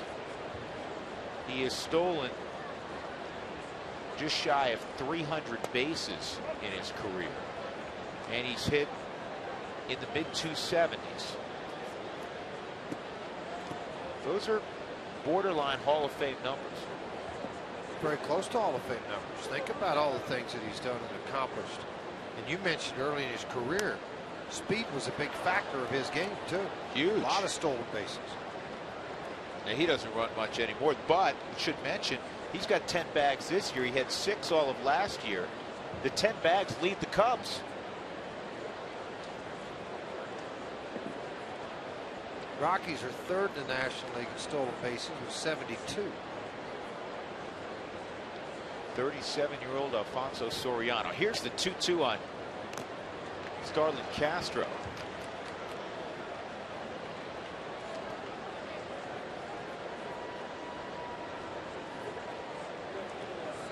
Starlin was 2 when Soriano signed. How about that? Huh.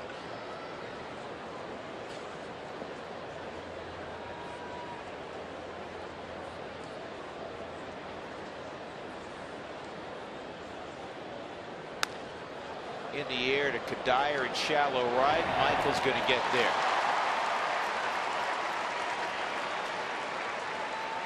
Two outs. That'll bring up Junior Lake. Tonight's Cold Hard Fact is brought to you by Frost Brewed Coors Light. Highest winning percentage at home since the third week of June in 2009. This is throughout baseball. Jorge De La Rosa 24-5. That's ahead of Zach Greinke, ahead of Hunter, ahead of Verlander, ahead of Jared Weaver. Pretty good group to be. Yeah, a big group. Some Cy Youngs on that page. Yeah, in the midst of. Well, that's why the Rockies gave him that long-term contract, too. They felt because of what he's accomplished at Coors Field, hard to find guys that want to come here, number one, but number two, have success the way he has. And Junior Lake is in a ditch 0-2. And the pitch count had gotten elevated the last 2 starts for Jorge. He went 5 innings, 5 1/3 in his last 2. But tonight the pitch count is in a good place. 87 pitches. If he can get Lake right here. It'll be interesting how they handle this, too. You're going into the 7th inning with 85, and he's the leadoff man. So I mean, now you got to think offensively and trying to win a ball game right now too.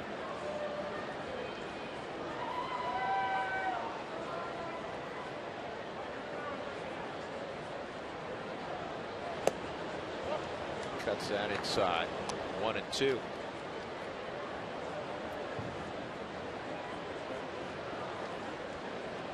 Probably don't realize this about the Cubs because they've been so far down in the standings for most of the year. Their last 45 games, they're 24-21. We talked about it. They're a better team than what you think they are, and Lake's going to pick up the second hit. Quite honestly, could be 3 for 3 if it wasn't De La Rosa's ability to feel the ball right back up the middle. Dave Chappelle coming up. Let's go to center field. Check in once again with Mark. All right, guys, first Fan Friday, the second half. Judy Fry, she always tweets in at @rootsports_RM.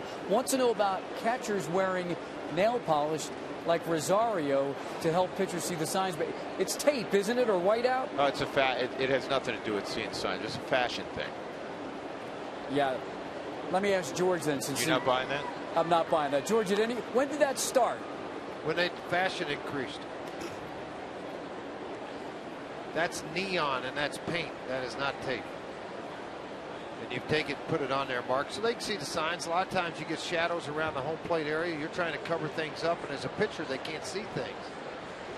Which I never figured that out. I never have any problems, even in bad ballparks in the minor leagues. I can see, but you see those fingers get really wide and spread, so you can see what it is.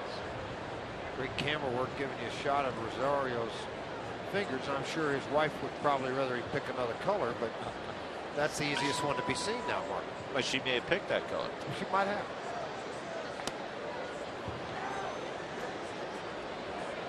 Want to know? Tell you a quick story about Willeen. Willeen during the All-Star break, he got some R&R over in Grand Junction. He was watching his little brother play for the Grand Junction Rockies, and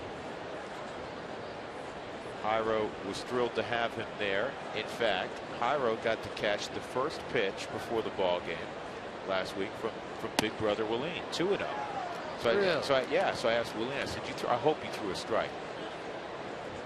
You didn't bounce it, did you? He said, no, I made sure it was like chest high. Did not want to bounce it.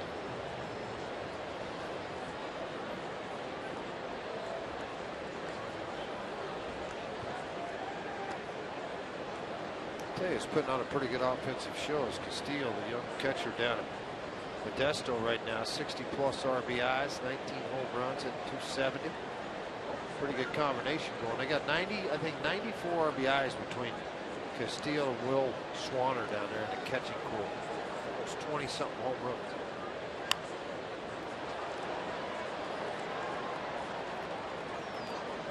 Auto glass damage, call Safelite Auto Glass at 303-287-5000 or go to safelite.com.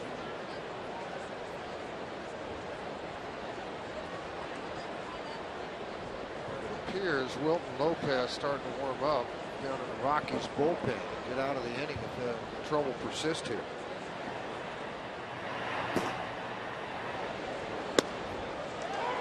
Two and two.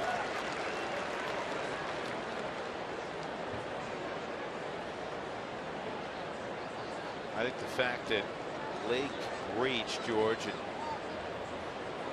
Pelt's seen 4 pitches here. Now you're in the mid-90s. Probably makes Walt Weiss's decision a little bit easier. Oh yeah. In the bottom half of the inning. Bouncing ball to Helton. It's off the top of his glove.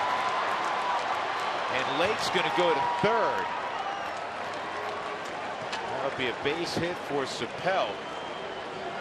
That'll bring up Wellington Castillo.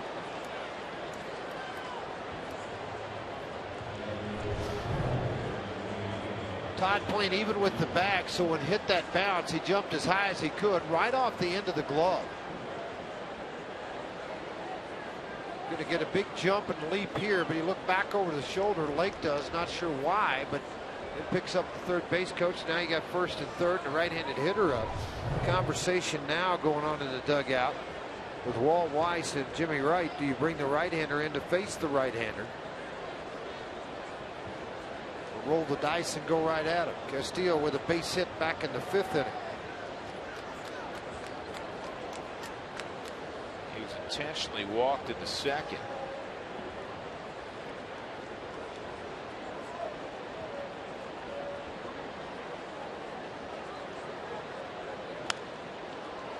That's looped into the stands foul. Tied at 1. Soriano a home run for the Cubs in the top of the 4th, and then in the bottom of the 4th, Dexter Fowler led off with a home run, both to center field, incident.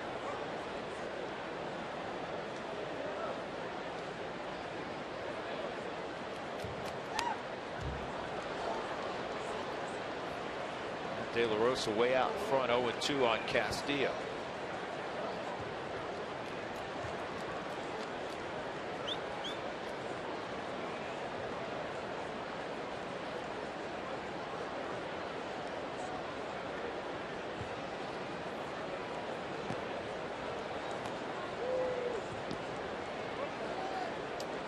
think about strikeout, think about a ball on the ground, even though in an 0-2 count, it's in a chase situation. You've got everything in your favor right now. Got to block it, and he did. That old line, George, you're very familiar with. Coaches will tell catchers, if you call it, you better block it. You got to, and the thing is, it gives so much trust to your pitcher when you know you have a guy back there that'll bury the baseball. You know what we mean by that? You know, a lot of times you want that slider, curveball, changeup that literally is in the dirt.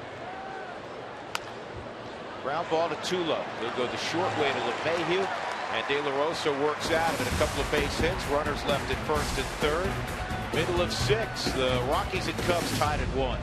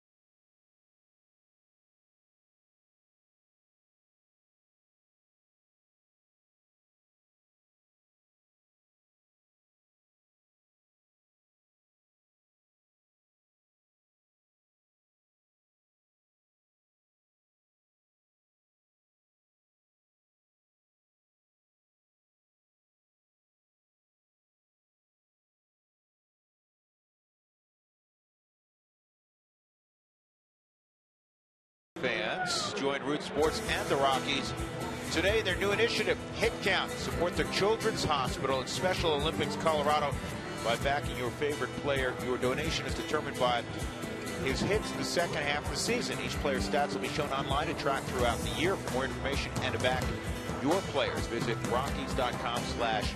Again, support Children's Hospital and Special Olympics Colorado. Charlie Blackmon's going to hit for Jorge De La Rosa here in the bottom of the 6th inning. That answered the question pretty quick, didn't it? Another good outing, George. Real good outing from De La Rosa. Running 6 innings. He'll take that every single time. Well, you think about what you're talking about. 1 run in 6, and you're playing at Coors Field. Big difference there. Blackmon as a pinch hitter this year, 2 for 4.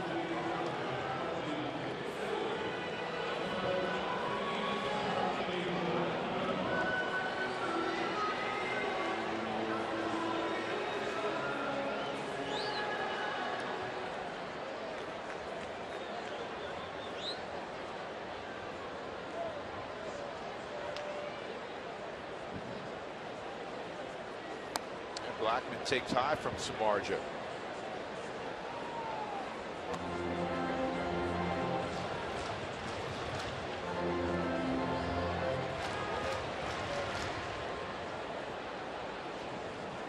Escalona, the Rockies pitcher, warming up down in the bullpen. Charlie fooled by the off-speed pitch out front of it on a slider. The Rockies and the Baseball Tomorrow Fund will be holding their annual baseball equipment drive prior to tomorrow's game against the Cubs. New and used equipment can be dropped off at any gate in this ballpark. So if you got some old stuff laying around the garage when the kids moved out, they went to college, went away, you know what? Bring it to the ballpark. It'll get put to good use.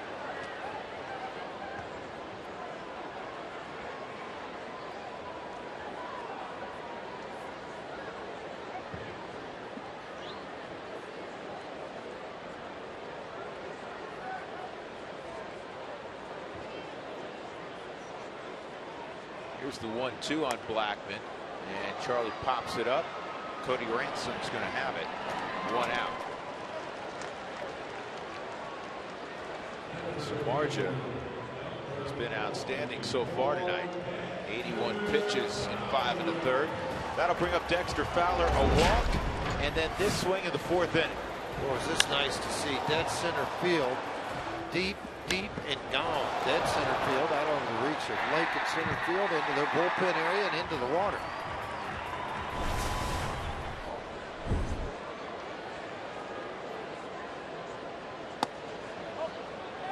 And Dex takes high, ball 1.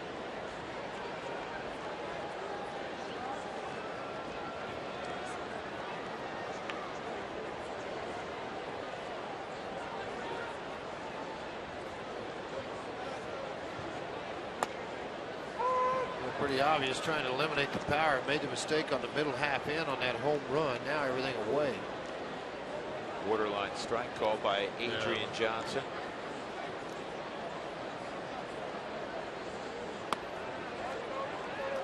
Can't pull that one in. Castillo tried to pull it in, couldn't do it.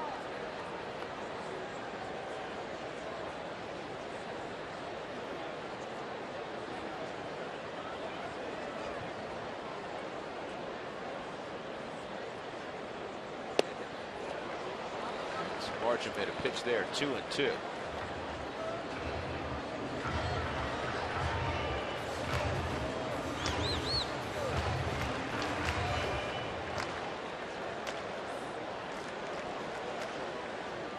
And that's the splitter, George, and that was the best one he's thrown tonight.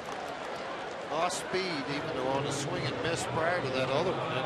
The one he threw here was really good. I mean, he got way out in front on that thing, hit it well, and you see a late dive with velocity, 84 miles an hour, and it dove straight out of the zone. Dexter goes out to try to get this thing. You're thinking about getting your hands in tight, but just really fooled by the velocity and the location. 2 outs, DJ LeMahieu at the plate. That's just his 3rd strikeout. And I say just because he averages more than a strikeout per inning pitch. More than likely the last inning for him, too. He used to lead off the 7th.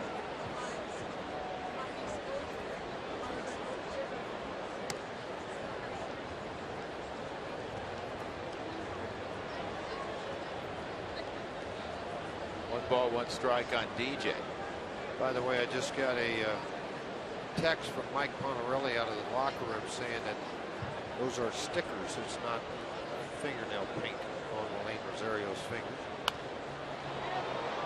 And LeMahieu hits it in the air to Junior Lake, and that's all for the Rockies in the 6th inning. Still tied at 1 as we go to the 7th at Coors Field.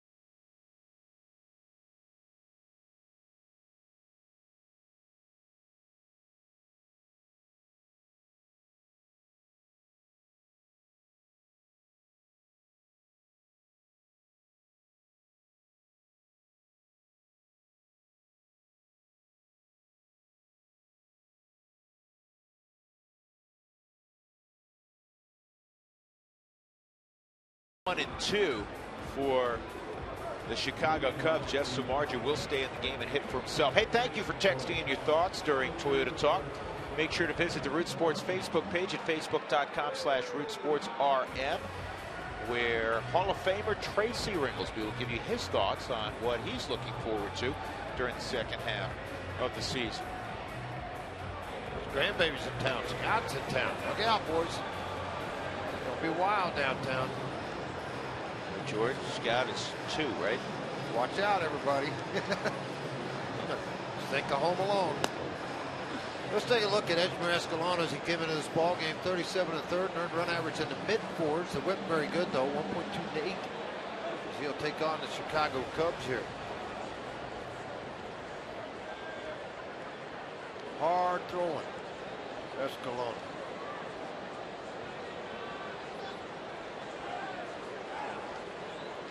Samardzija strikeout, and he got a sac bunt down in the 5th inning. 6 innings of 1-run baseball for Jorge. De La Rosa allowed 5 hits, 3 walks, 1 intentional, 4 punch outs. He threw 98 pitches.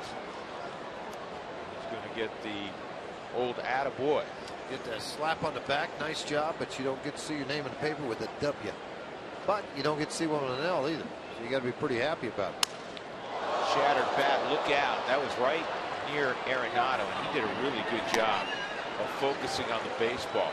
Usually the bat doesn't go in the exact same spot the baseball does, George. That was pretty close. Yeah, it was. And again, all you got to do is really focus on where the baseball is, not where the bat is. Once you recognize it's away from it.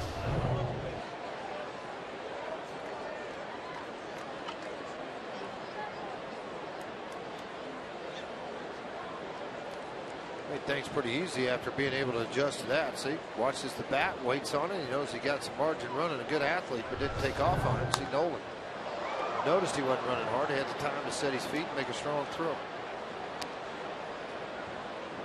George, that was pretty wild. Darwin Barney almost hit it over the roof. I think he did. How many times we've seen Helton pull it up into the 3rd deck way down the right field line?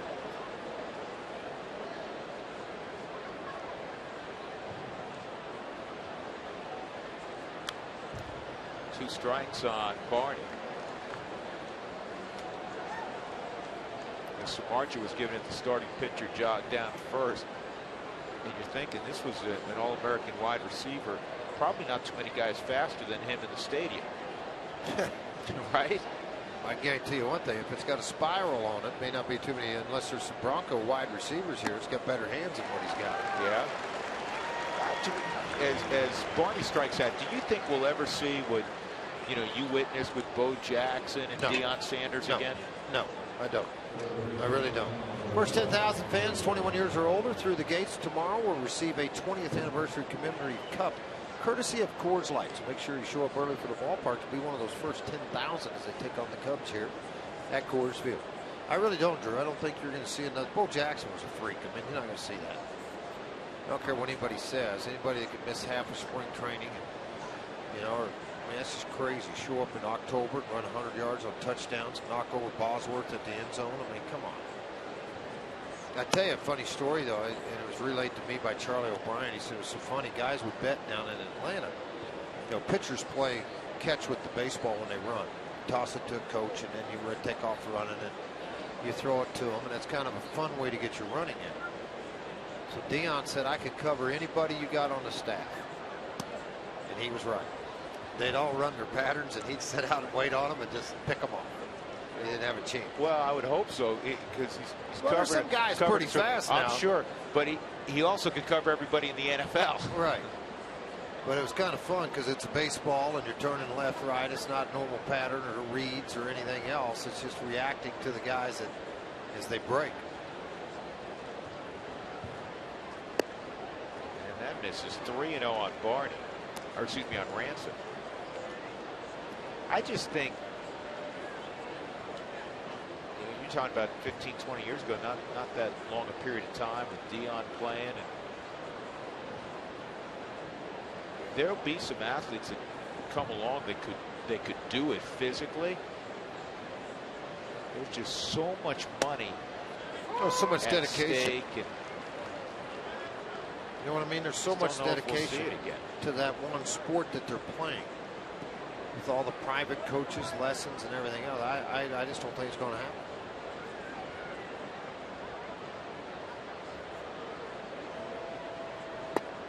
Ball 4.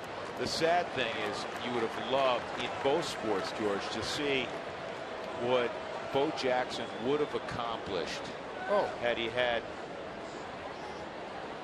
good health and not suffered that hip injury. Unbelievable what he would accomplish. He literally had Hall of Fame talent in both sports. Bo knows. I'm telling you.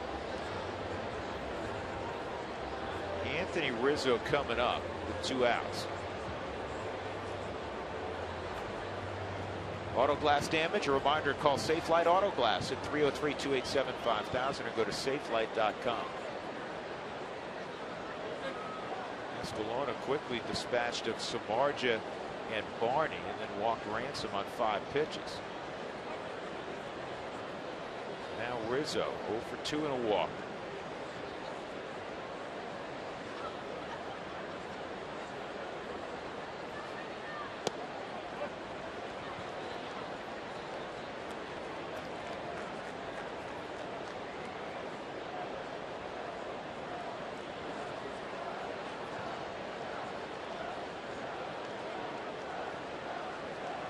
Weekend series, still going to have a lot of Cub fans show up. They're here at the ballpark tonight. The rock pile's full. Things on the third deck full. Behind 2-0 on Rizzo after the 2-out walk. That's a great Friday night crowd.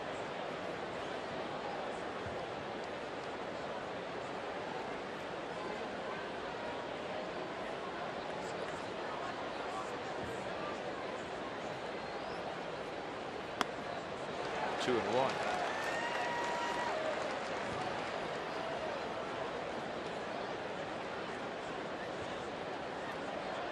He was coaching third base, George, for the Cubs. Yeah, David Bell.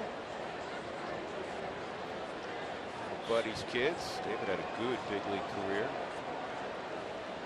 I think it's Mike who is the line drive right field toward the corner and around third, and getting a green light now is Ransom. Throw to the plate, not going to get him. Throw to third, and they will get Rizzo, but Rizzo drives in Ransom with the go-ahead run in the 7th, and it's 2-1 Chicago.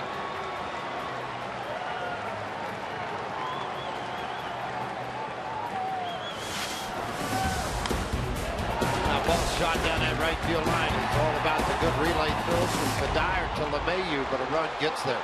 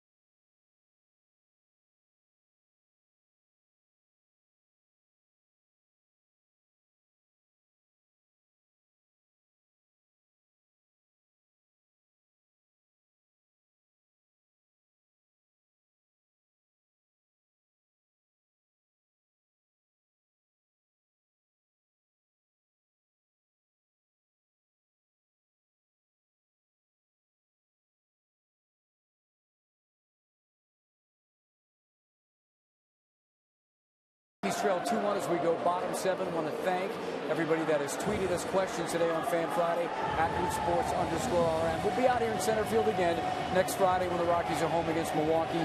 We're going to end this one from Rock's walk-off.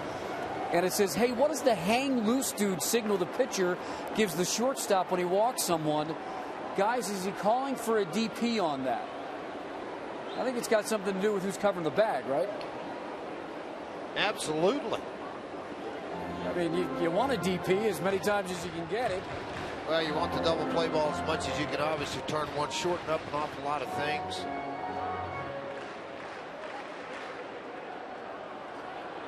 1-0 on Carlos Gonzalez. Oh, big swing there.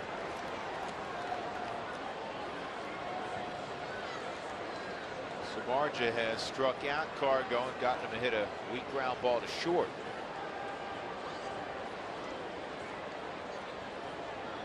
.410 lifetime average against Cubs pitching coming in. And Cargo, what happened there? He went around and tried to lay a bunt down. And then took a header. Ball slider was right at that kneecap as he started to run out of the box to lay the bunt down. And when it's coming right at your kneecap like that, you do what you can to get out of the way. Let's see right here. See, they want that ball in. See, they're starting to run in on him. So he just kind of jumped out of the way of this thing. Mike Shaw Subaru Supermos. His foot going to get hung. No, he tripped on his feet, didn't he?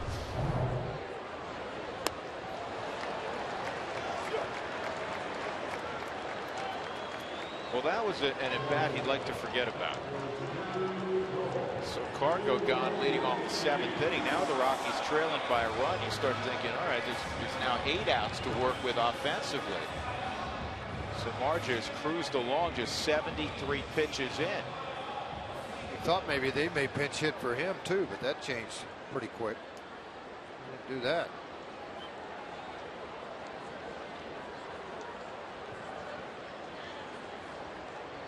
Tulowitzki 2 singles to the right side.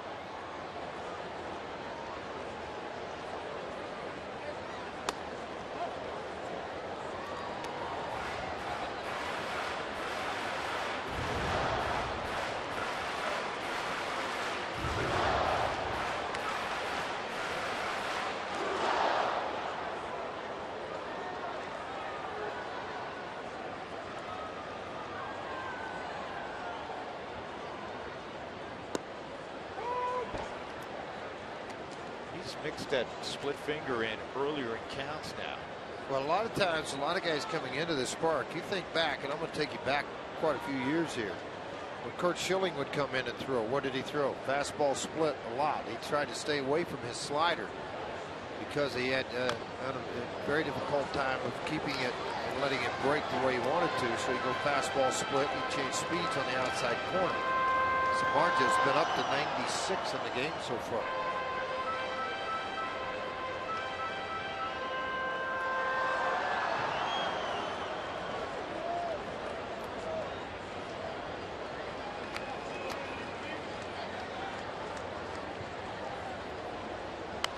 Two, and it's pop fouling out of play. Well, if you're out hitting the road and taking off on a trip, you can subscribe to MLB.tv to see every Rockies out of market game online and on your favorite devices in HD quality when you're not at home. For more information, Rockies.com.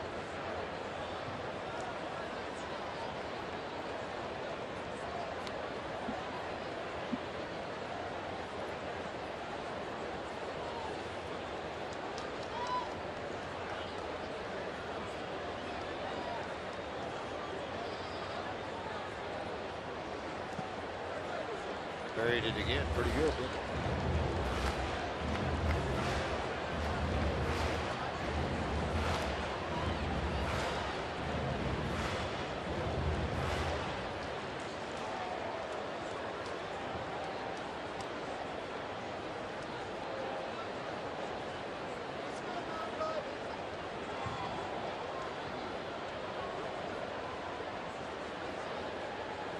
Two and two on Troy, 1 out in the 7th.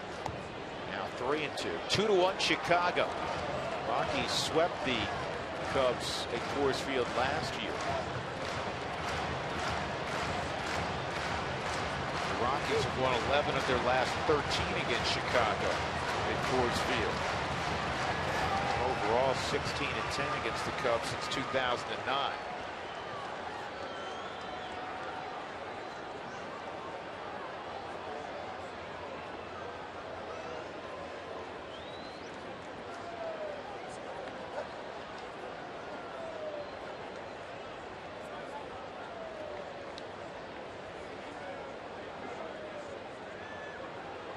Three and two.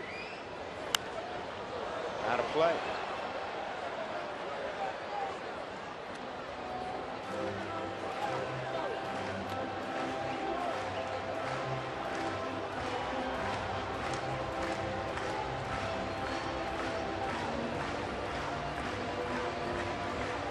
Samardzija began his professional career in 2006 and got to the big leagues in 2008. Working out of the bullpen.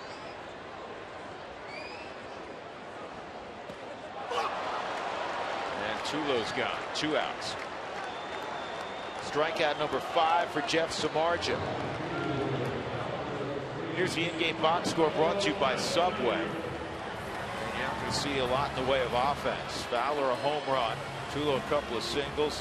Kadire, who's up now, has the other hit for the Rockies. They've been 4 hit.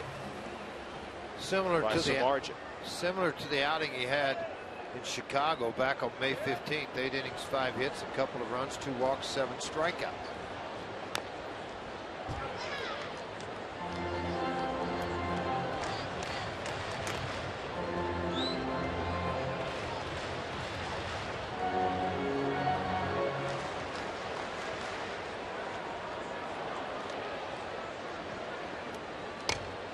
Splitter in the dirt, 1-1.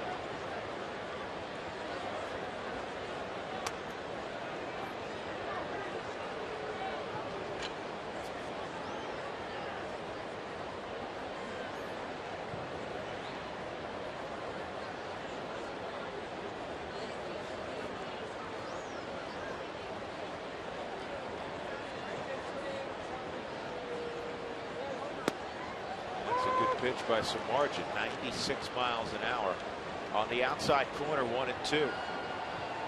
He's touched 98, not tonight, but he has in his few career. Times, yeah, and a few times this year. You bet he has, and he's. The thing is, there's control and then there's command.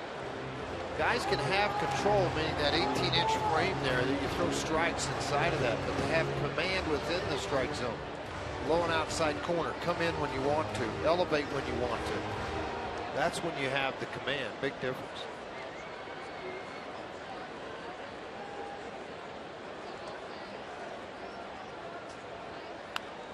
Dodgers, by the way, did hang on and beat Washington tonight, 3-2 in the District of Columbia. So they're now a game above 500 at 48-47. Cardinals beating up the Padres 9-3 in St. Louis in the 8th inning. Swung on and missed. Samardzija in his strongest inning of the night. Strikes out the side in the 7th. We go to the 8th. The Cubs leading 2-1 on that 2-out double by Anthony Rizzo.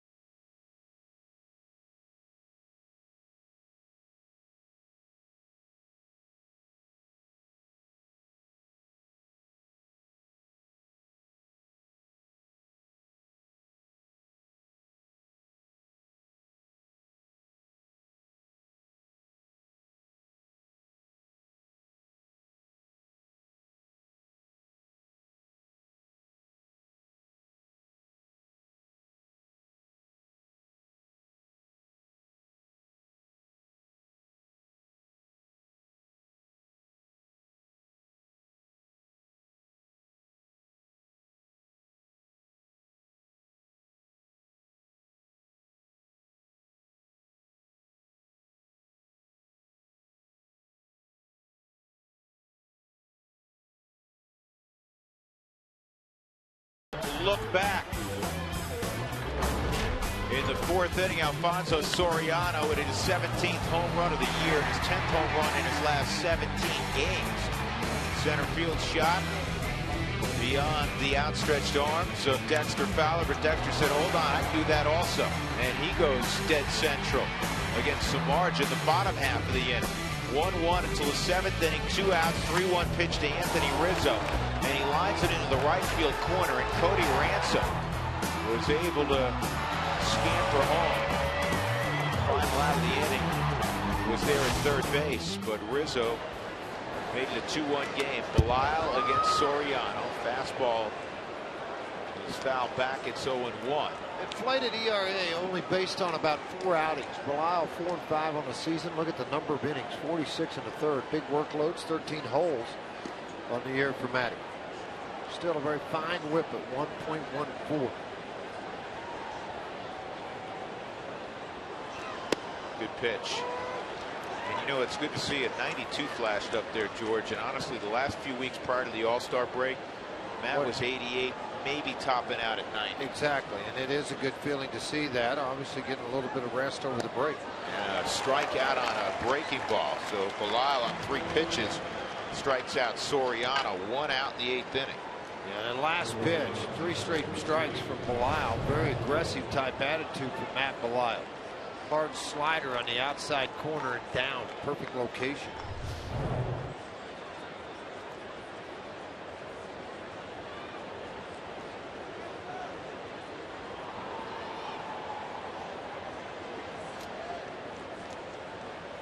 Starlin Castro's 0 for 3, and he takes ball 1.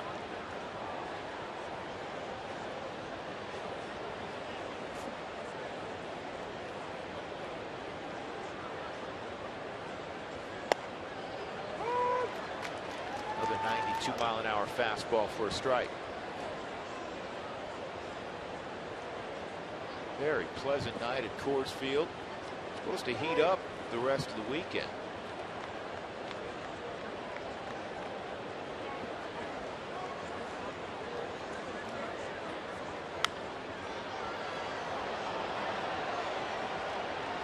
Ahead in the count again. 1 ball and 2 strikes with Belisle. See if he goes that hard cutter that he struck out Soriano with.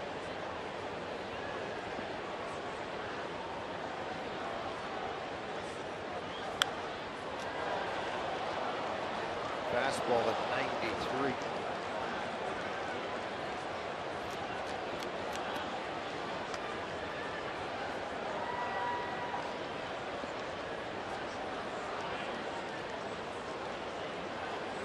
One, 2, and he got him to chase. 2 gone Junior Lake coming up. Time now for the Coors Light Freeze Cam. It's played by DJ LeMahieu. See him do this an awful lot. Good job of it. Allison throwing the baseball. Takes a base hit from Darwin Barney. That's brought to you by Frost Brewed Coors Light, the world's most refreshing beer. Great play by LeMahieu. And Lake with his 3rd hit of the night in his major league debut. And as George pointed out, if not for a great play on a hard comebacker by De La Rosa in the 4th inning, the kid be 4 for 4 in his big league debut. Yeah, and I hate to tell you, son, it's downhill after this. Right. Don't think you're going to do this every night. 3 for 4. Mom, Dad, this is an easy league. Why didn't they call me up earlier? Yeah, this piece of cake. Why'd I have to mess around AAA with Iowa? This is nuts. Well, it's a running situation up 2-1. Dave Chappelle at the plate. Belisle realizes that. He's going to fire to help.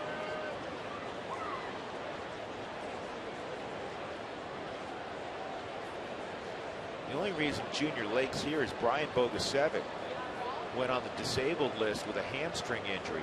They're on their 4th center fielder this year. The original starter, David De Jesus, he got hurt.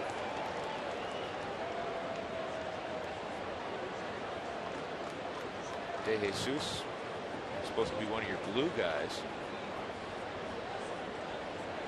They've gone through a number of players this year.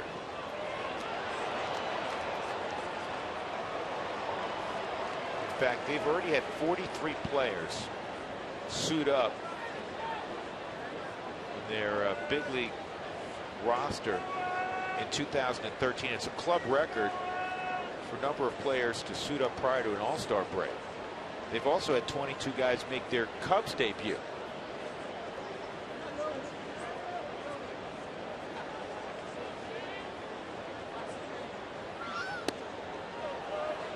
Just missed, 2-1. Diamondbacks and Giants playing tonight, and the Giants leading Arizona 2-0. It is early, second inning.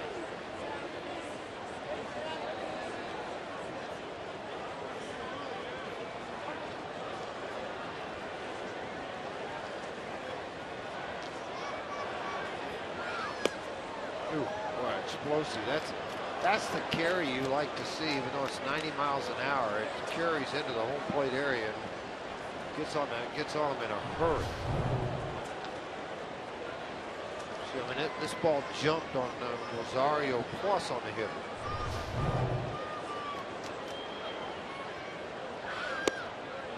Strike. It was in I thought that was lower than the previous pitch. 3-2. And it was slightly. Yeah, a little bit, not much. It's just that late movement with Palau. Very good extension out over that front side. They're pretty low for the books of TV. You get the call, you move forward, right? Don't worry about it. 3-2 on Sapelt. Lake will be off with the pitch. Bouncing ball right to Tulowitzki. Took a little bit of a funny hop, and Troy throws to Helton. So we'll go to the bottom of the 8th inning. The Cubs 2 and the Rockies 1. The Rockies will have Helton, Rosario, and Arenado.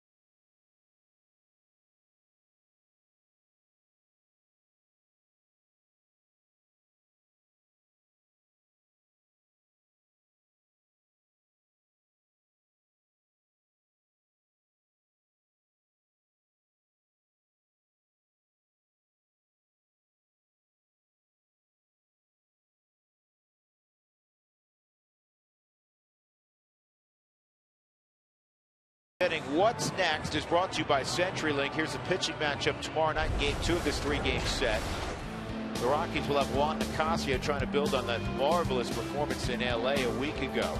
He'll have the baseball for the 18th time. Carlos Villanueva will have it for the 11th time. He's 2-5, but a good ERA of 3.59, and the league's hitting just 2.45 against him. Todd Helton swings at the first pitch, fouls it off. A crowd of 43,976, just below a sellout level at Coors Field.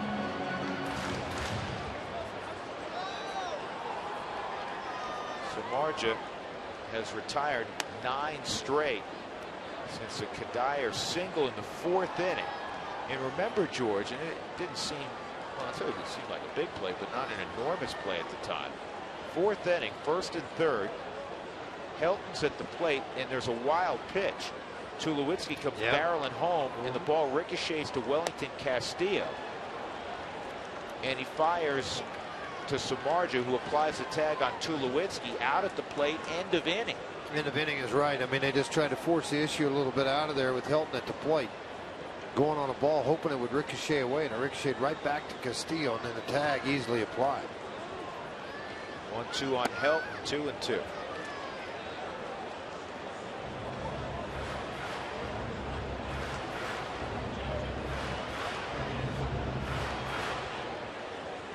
This offense for the Rockies has been good statistically. I mean, second in the league in runs scored, but sporadic at times.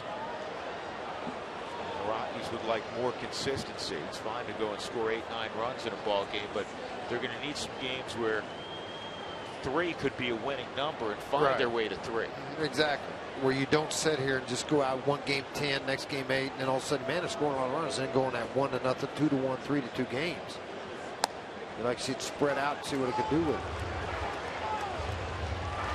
And each of the last 2 road trips, the Rockies started in after 5 ball games. The last one, they were 1-4. The previous one, Toronto and Washington, they started 0-5. They scored 7 runs in their first 5 games. Well, that's not going to get it done. And a leadoff walk to Helton.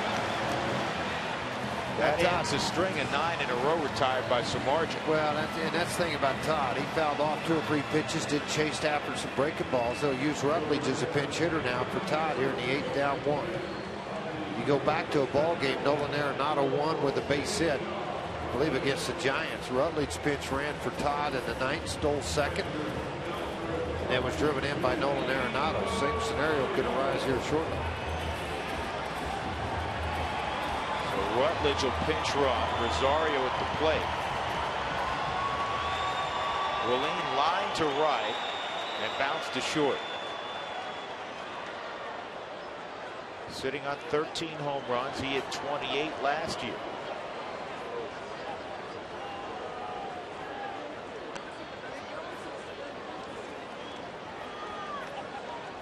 Former Rocky farmhand Pedro Strop made a name for himself with the Texas Rangers. And to Baltimore, too. Yeah. Nice job in Baltimore. That's where the Cubs got him from Scott Felt. Willeen takes ball 1.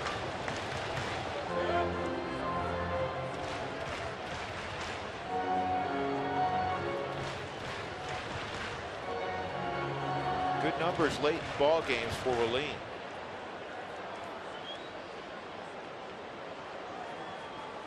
He and Nolan in a perfect spot in the order to have success. And the reason behind that, if you're an opposing pitcher, you're looking at LeMahieu, Gonzalez, Tulowitzki, Kadai, Helton, and you kind of go, take a little bit of a breath of fresh air, and that's where Nolan can really pick on some people, come up with some big base hits. It's a difficult lineup to pitch through for 9 innings.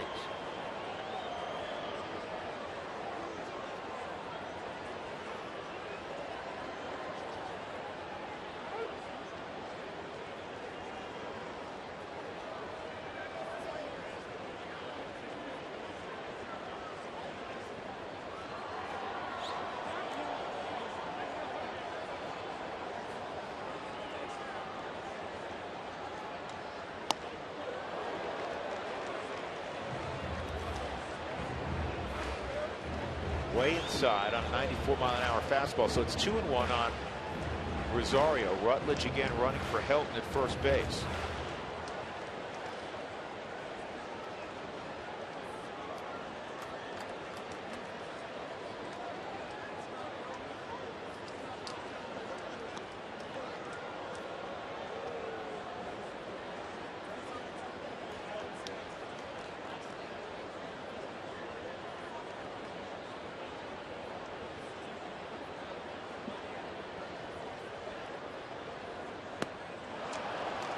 Slider, I tell you, that's kind of been a go-to pitch for him. His secondary stuff has been very good tonight. The slider and the split finger. Plus, because he's had very good command with it, too. I tell you, his delivery has stayed so clean, so sharp all the way through this game. He used to fall off hard toward first base, George. Remember when he first came up? Oh, yeah, throw hard and see if I can see what happens with it, you know. 2-2. 3-2, and you figure Rutledge will be moving. Nobody out, 2-1 Chicago, bottom of 8. Clean game defensively both ways. The Rockies have been limited to 4 hits.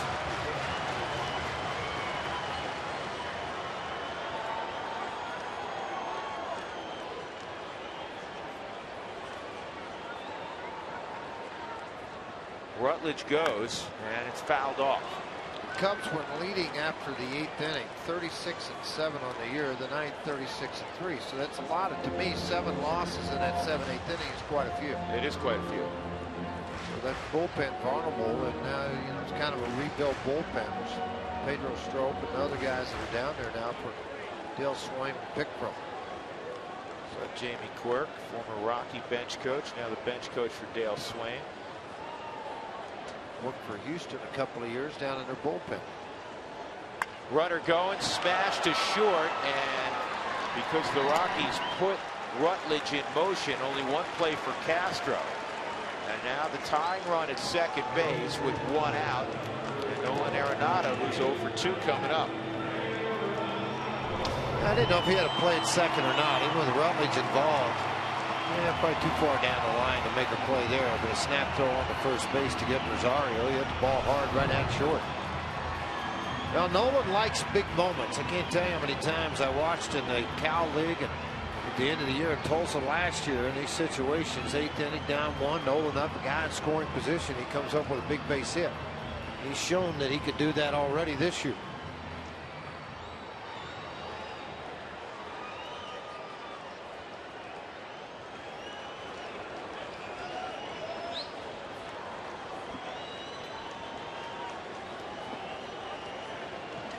Jordan Pacheco out on deck, which makes sense. Jordan's going to come into the game, play first base anyhow. It's inside, ball 1 on Arenado. I don't think Nolan's going to hit, or excuse me, Jordan's going to hit lefty, though. He's doing the old Giambi. Remember Giambi's last swing before he came up with always right-handed? A lot of times guys will do that to get both sides of the wrist and body loose. Even though it's not a normal fluid swing. No swing. Checked it out with Fielding Colbreth at first. Yeah, remember too, Nolan's first at bat, he hit the ball extremely hard right at second base. High drive to right. There he is, 30 bat in the 8th, and chance to tie the ball game up.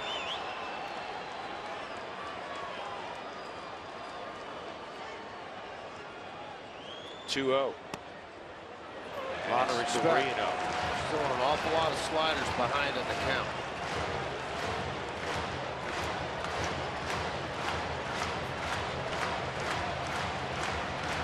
It's funny when you think about it, because here's a guy that sits on 95, 96. He truly is one of the hardest throwers in baseball, consistently hard throwers among starting pitchers. 3-0. Ball 4.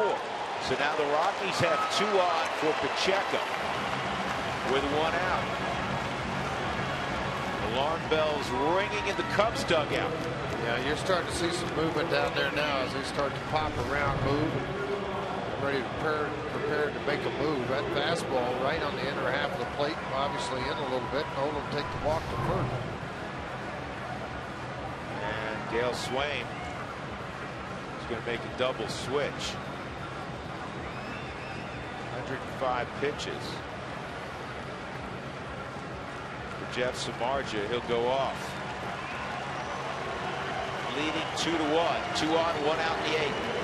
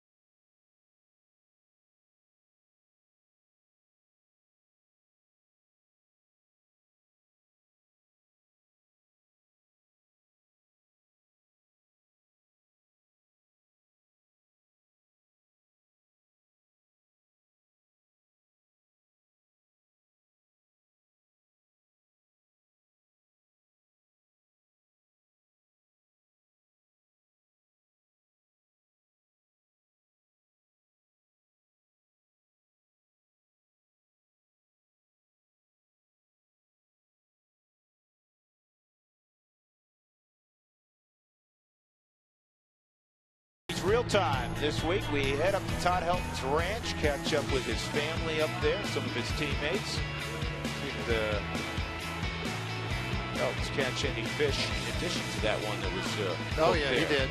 He did. Watch, you'll see. Pretty good. George did a lengthy interview with Todd. Look forward to that on Rockies Real Time. Gets tonight right after this ball game. On Root Sports, and Pedro Strope's on. Hard throwing Pedro Strope. Very hard throwing. You see 6 innings so far. He's yet to give up a run. The whip at 067. This is a guy, when he was in the Rockies organization, stress fractures in his elbow. When they designated him off the 40-man roster, nobody in the world would have thought that they would take him looking at his medical. Texas did. He pitched well, then on to Baltimore. And now here with the Chicago Cubs. This is a hard-throwing right-hander coming out of the bullpen with some late movement. And he starts out with a slider in the strike zone against Jordan Pacheco. Cole Gillespie's in right field for Dave Chappelle. So he'll hit second in the order in the ninth. And the Rockies trailing 2-1. Good speed at second and Rutledge. Arenado at first. 1 out.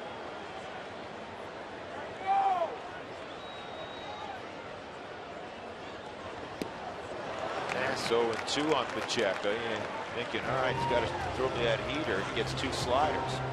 2 nasty sliders, 82 to 84 miles an hour. Sure that Jordan probably doesn't remember this, but in 2008 extended spring, that's the guys that don't make a full season team. Pedro Strope was in Tucson throwing to try to get back in shape, but Jordan was there learning how to become a catcher.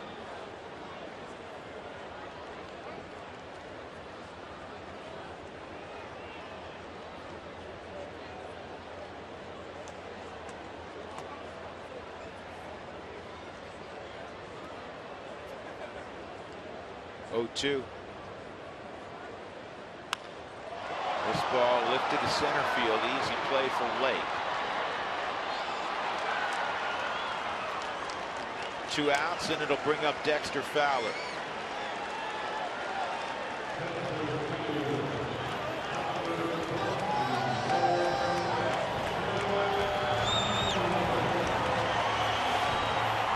Dexter with a home run in the 4th inning. That's the entire Rockies offense tonight. His 11th of the year.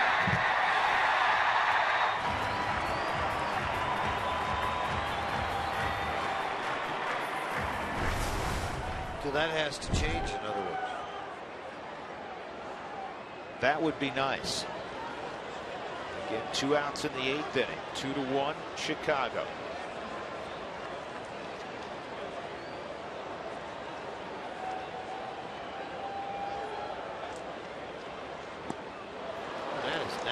Right. Hey, Strope sits on 96 with his fastball. He's touched 99 a bunch this year. He's come out of the pen. He's thrown 4 pitches, all 4 sliders. Can't explain it. Other than maybe he just feels like off-speed pitches coming out of the pen. He warmed up a long time down there. And as you know, George, when a guy throws 99, you can't sit on slider. No. No way. And there's a 5th one. Dexter taking walks in. What's the scouting report again on this guy? Yeah, plus he thought that slider was well out of the strike zone too, outside to the corner versus middle of plate. So I think that's why he's got somewhat of an argument, probably a legit argument. See a little bit of a pull back into the zone too by Castillo. Let me guess, slider on the back foot. That's a fastball kind of stance from Castillo. 1 and 2. Sometimes it's a deke to the runner at second, so he doesn't try to give away the pitch. And he got it. Pedro Strope strikes out Dexter Fowler. The Rockies lead 2 on in the 8th. We go to the 9th inning. 2-1 Chicago.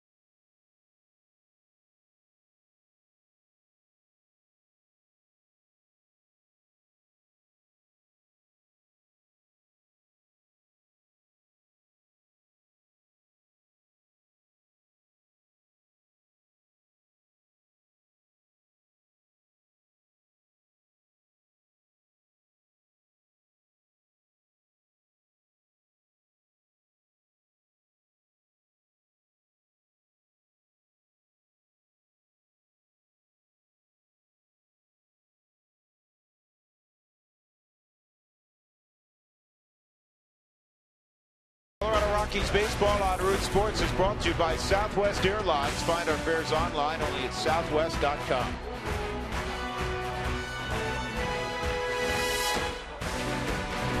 Cubs have a 2-1 lead. It was a 2-out double in the 7th inning by Anthony Rizzo to score Cody Ransom, who had walked with 2 outs. It was against Edgmer Escalona. Escalona got the first 2 quickly in the 7th inning, walked Ransom, and then Anthony Rizzo doubled him in. 2-1 as we go to the 9th inning. Let's check in center field with Jenny Kavanaugh. Jenny? Hey, Drew, not too much Rockies offense to talk about right now, but we will get to Dexter Fowler's home run. We're talking center to center. The center fielder found some familiar territory to tie things up in the 4th, and that was his first home run since early June. Then we'll be discussing some pitching. Samardzija again. The Rockies seem to run into Jeff Samardzija on the wrong occasions. He proved a point in the 7th inning by striking out the side of the Rockies' 3 best hitters, and of course the Rockies' 3 all-stars in Cargo, Tulo, and Kadire. Of course, we'll also get you inside the clubhouse, and we hope for a rally night. Fellas? Well, Jenny, they'll have their middle of the lineup up in that 9th inning. You were talking about Tulo and Kadire, Cargo. They all should hit, hopefully, in that 9th inning. Rex Brothers will take over in the top half of the 9th inning. Not sure there's been a better one in the National League. 39 and a third. ERA of 0.81. A lot of people had discussion. Brothers should have been in the All-Star game as one of the setup men. You understand why they don't do it. Very rarely does it happen. A year ago, I'm drawing a blank, but a first-round draft pick with the Kansas City Royals made the All-Star team. Crow that worked out of their bullpen.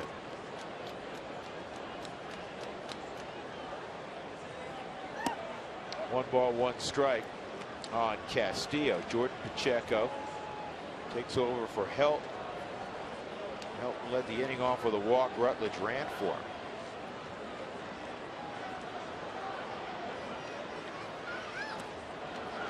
And it's 1-2.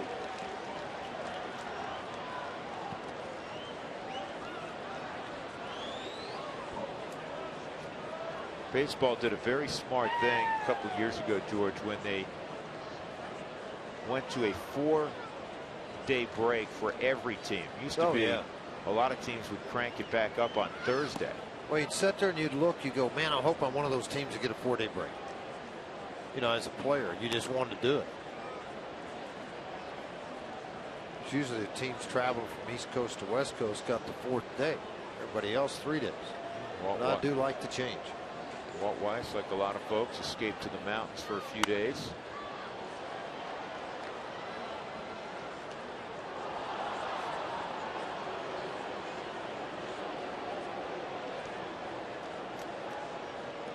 Break typically rejuvenates you, re-energizes you. Rockies hoping for a 9th inning comeback. Down by a run. Strike 3 on the inside corner on Castillo.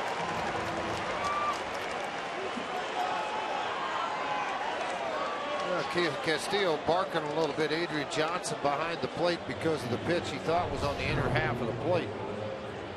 Looks like it squared up Rosario pretty good.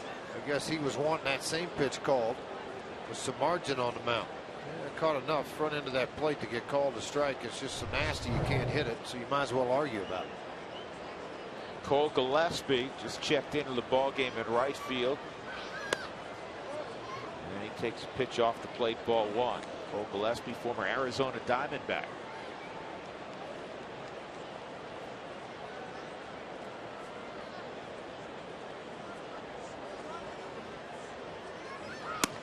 Two and 0.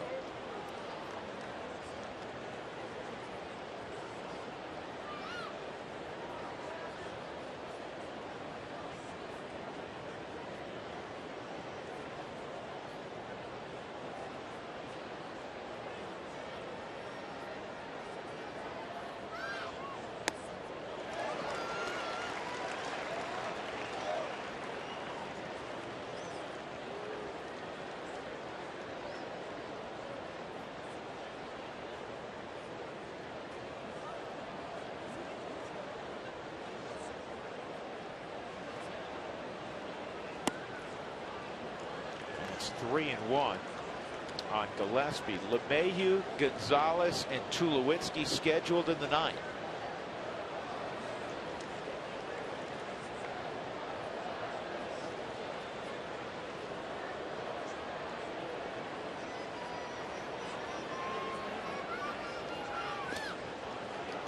And now what you want to have here is go one out walk. Start to work through their lineup. Greg's not pitched well here. 0-2, 630 earned run average over 10 games. He's 4 for 6 in save opportunities. He's warming up for the Cubs now. The Rockies have hit .373 against him in his career.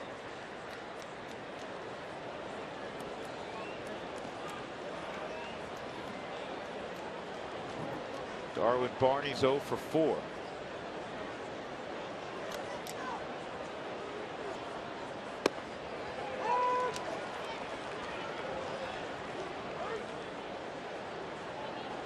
Barney's dipped below 220 now on the season.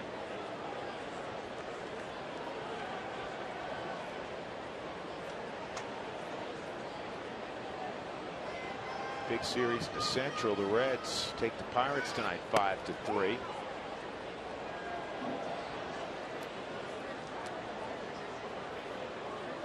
Well, it's going to be interesting to see if Pittsburgh can hold on to that run they've had. They've played so brilliantly, and try to hold on to it to see if they can. You know, last year they were right there at the break, and it was great for the city of Pittsburgh, drawing about 35,000 a game, packed house, excited. September they were back to 5,000 or 6,000 a game. They'd fallen flat.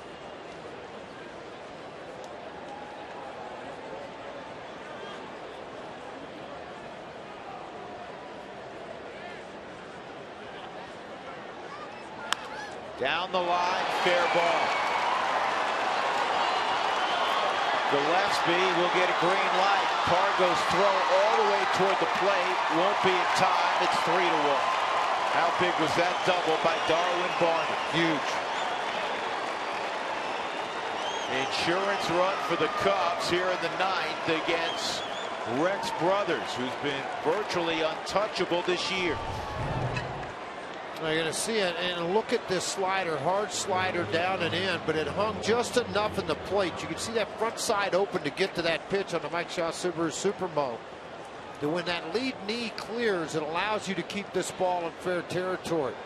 Cargo's going to get it off the wall, and then it's the heave-ho to the plate. It wasn't that far behind Gillespie, but the run scores, and it was huge. 3-1 now. Think about it. The 2 runs to give the Cubs their current 3-1 margin. A walk and a double. A walk and a double. They didn't earn that first guy to get on. Escalona, the 2-out walk to Ransom, who's up now. And the 1-out walk to Cole Gillespie, who's had a handful of big league at bats this year.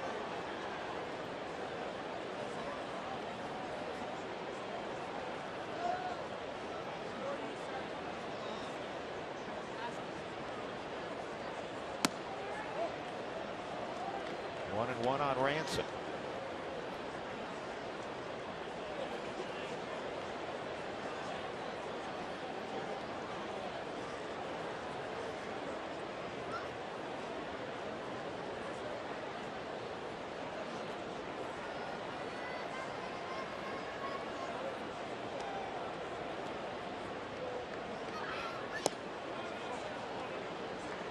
Two balls and a strike.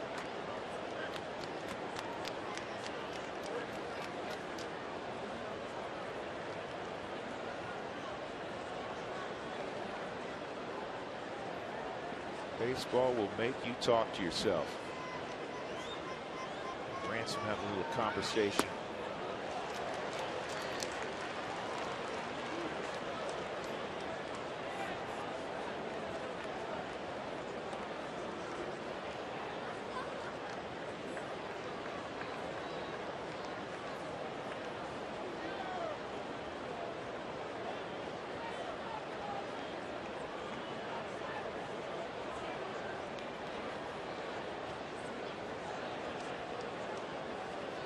Barney at second, that 1-out double.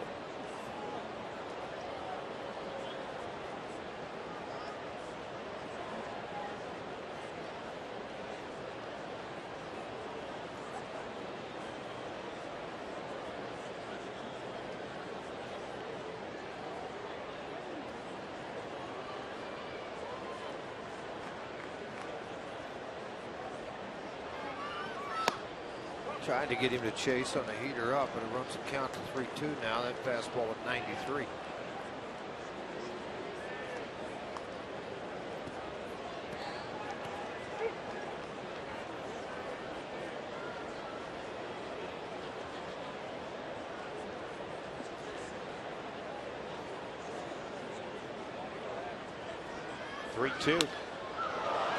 Center field, well hit, but Dex is going to get back, make the catch. Gorman will move up.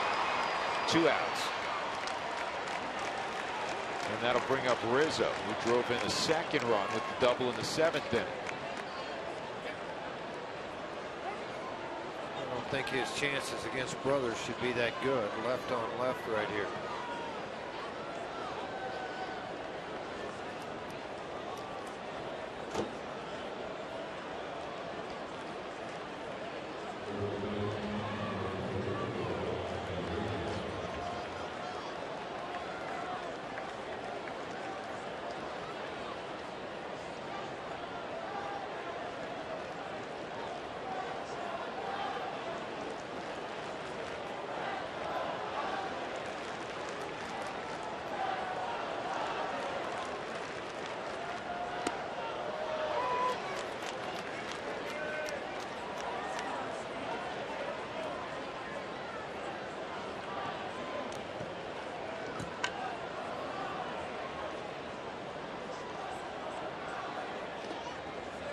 Blocked by Rosario. Yeah, and Tulowitzki on the mound earlier. A little bit of an encouragement type thing given to Rex Brothers and Moline Rosario. Can't hit the slider, can't hit this, bury it, make him get after it. Moline block it. I mean, you know, when you get a guy like that telling you everything, you kind of perk up, pay attention.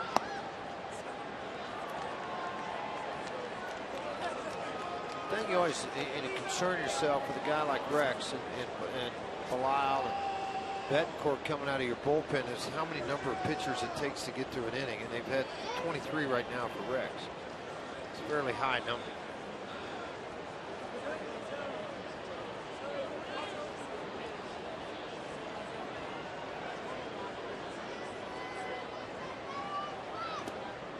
Two and two. Rizzo's hit 6 home runs left on left this year, which is 3rd best in the National League. Cargo's number 1. Cargo's hit 8 home runs against left-handed pitching of his league-leading 25. Dominic Brown at his 24th, by the way, tonight. And this is to center field. And Dexter will make the catch. In the inning, a walk and a double by Darwin Barney gives the Cubs a 3-1 lead as we go to the bottom of the 9th inning. LeMahieu, Cargo, Tulo coming.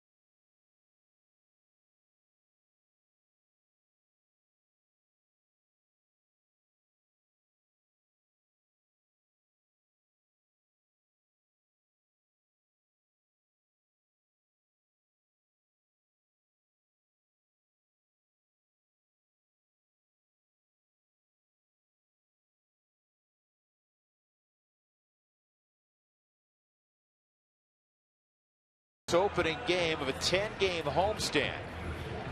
Cubs have out-hit the Rockies 8-4. Colorado has not had a base hit since Michael Kadyr's single in the 4th inning. They had 3 of their 4 hits, in fact, in that 4th inning. The only other hit, a Tulowitzki single leading off the second. The only base runner since the fourth, 2 walks in the 8th inning. Then Samardzija, who walked the 2 hitters, was gone.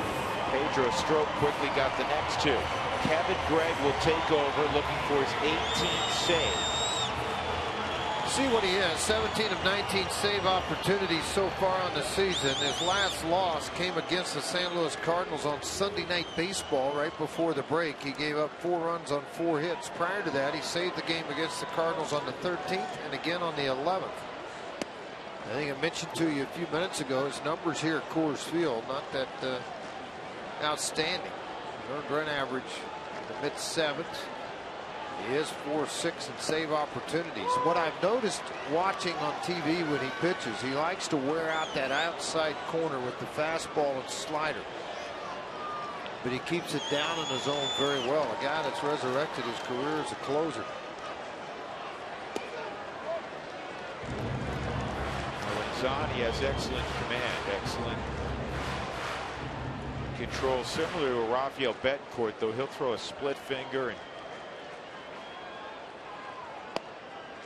that's a strike. He worked that outside part of the plate like Betancourt. A little bit younger, he was into the mid-90s, a lot like Betancourt, but now it's more 89, 93 with movement. He likes to run it to that outside corner and let it come right back. Went out there, missed. 3-2. First out. This is really big to me.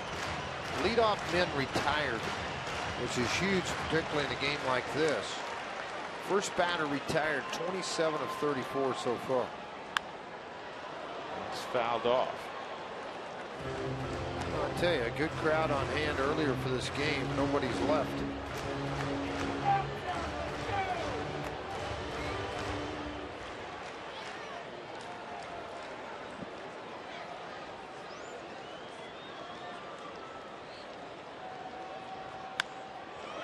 Down the line, fair ball.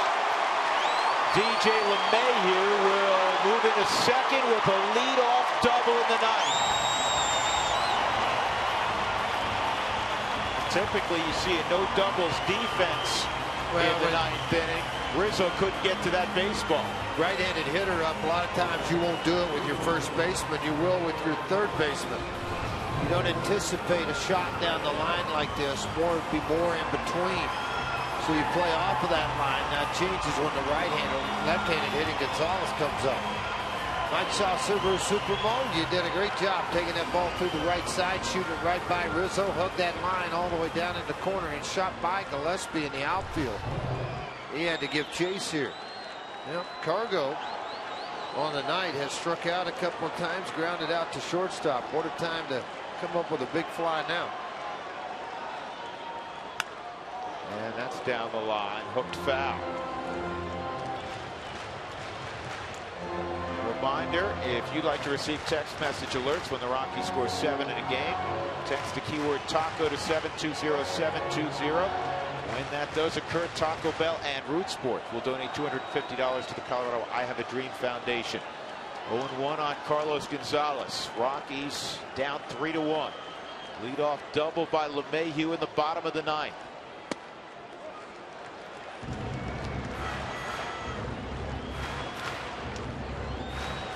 Because of the short, quick arm velocity on Gregg, it's a deceiving fastball. It kind of gets on you rather quickly.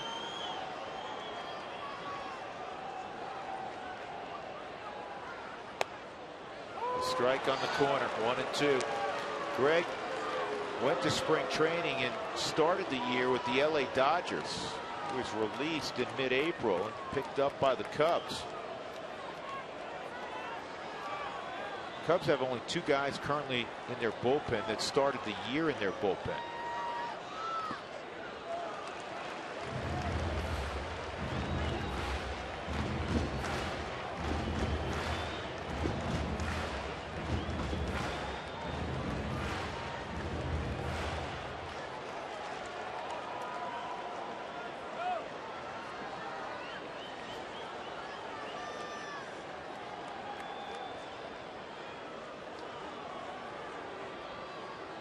Two. On Carlos Gonzalez as Dale Swaim looks on.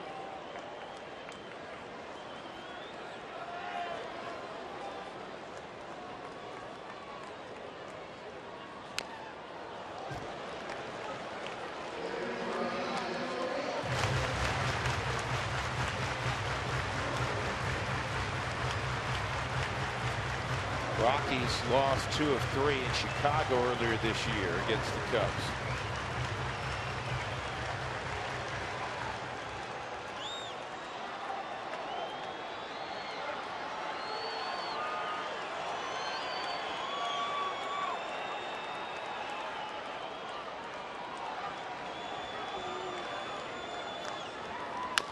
And Cargo bounces this up the middle, and Castro's going to get the out at first. Running in front of Darwin Barney. Well, you got to talk about having a quick hands and exchange here. Cargo from the left side, barreling up that line. And this ball's hit off of home plate. And it's a good hop right in front of him. If Barney gets it, I think Gonzalez safe. A smart choice by Starlin Castro to cut off in front of him and make the play over there. And right now, I mean, for Greg, the big thing is these next 2 hitters, 2 all-stars. You got to come up with an out. I mean, the run's going to score. They're going to give it to you if the ball's hit on the ground in the infield. They're going to take an out right now.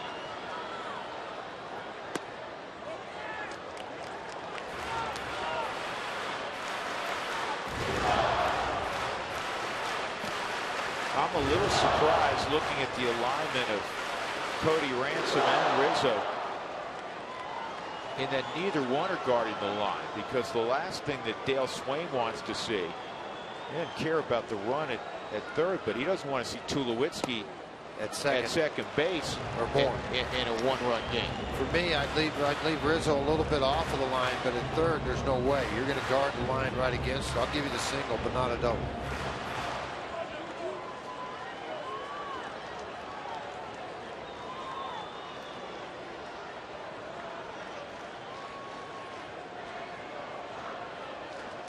Three and 0, and surprisingly also, George, because Soriano normally in left field plays as deep as any left fielder in baseball. He's actually, but you know what? If you look, it's pretty average in terms of depth. And center field with the kid, Junior Lake. Gillespie's deep and right. Yeah, Gillespie's the deepest of any of the 3 outfielders. That's in there 3 and 1.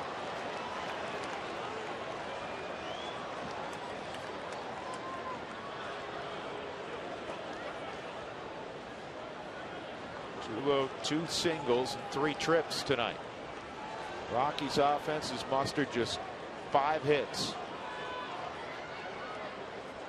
Walt Weiss said it before the game. You all know it to be true. The Rockies need to dominate at home. They've been good at home. They've not been dominant. And now the winning run will come to the plate. Michael Kadire. Tulowitzki jogs to first. And Greg has created some traffic. 1 for 6 in his career versus Greg. Talking about the ability of Kadire to handle him. He has not hit a home run against him, but right now you're just looking for a line drive base hit.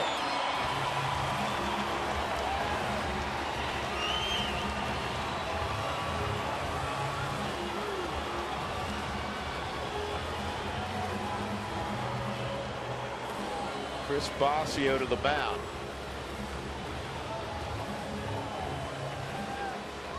Former Milwaukee Brewers starter.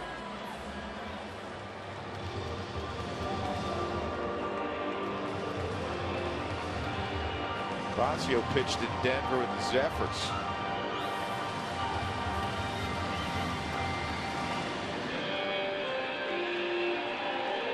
Chris, a big man, and he had to look up to one of the biggest guys in baseball at the time, Joey Meyer. Remember Joey Meyer? Yeah, George? Absolutely.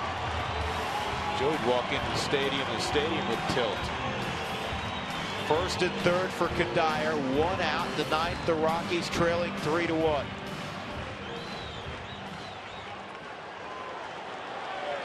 Kadire 1 for 3, a single back in the 4th inning. And a ground ball to second. This could be 2. There's 1. There's 2, and that's the ball game. So the Rockies do not get the kind of start in the second half they were looking for. They fall 3-1 to the Chicago Cubs. Jeff Samardzija gets the victory, his 6th of the year. And the loss goes to Edgmer Escalona. 3-1 final. The Cubs win it. Tonight's Jimmy John's Freaky Fast delivery. The game is brought to you by Jimmy John's. Jeff Samardzija, after 2 poor outings in the month of July, was very good tonight. He went 7 1/3. He allowed a run on just 4 hits. 3 of his 6 strikeouts came in 1 inning. He walked 3, kept the Rockies off balance. Less with his fastball and more with his slider and splitter. Visit JimmyJohns.com to find a location near you. So the Rockies lose 3-1. They fall to 46-51. The Cubs improve to 43-51. Time to get it to center field, and Jenny Kavnar and the Toyota postgame show. Jenny. Hey, Drew, not what the Rockies were looking for from their all-stars with a runner in scoring position there in the 9th inning.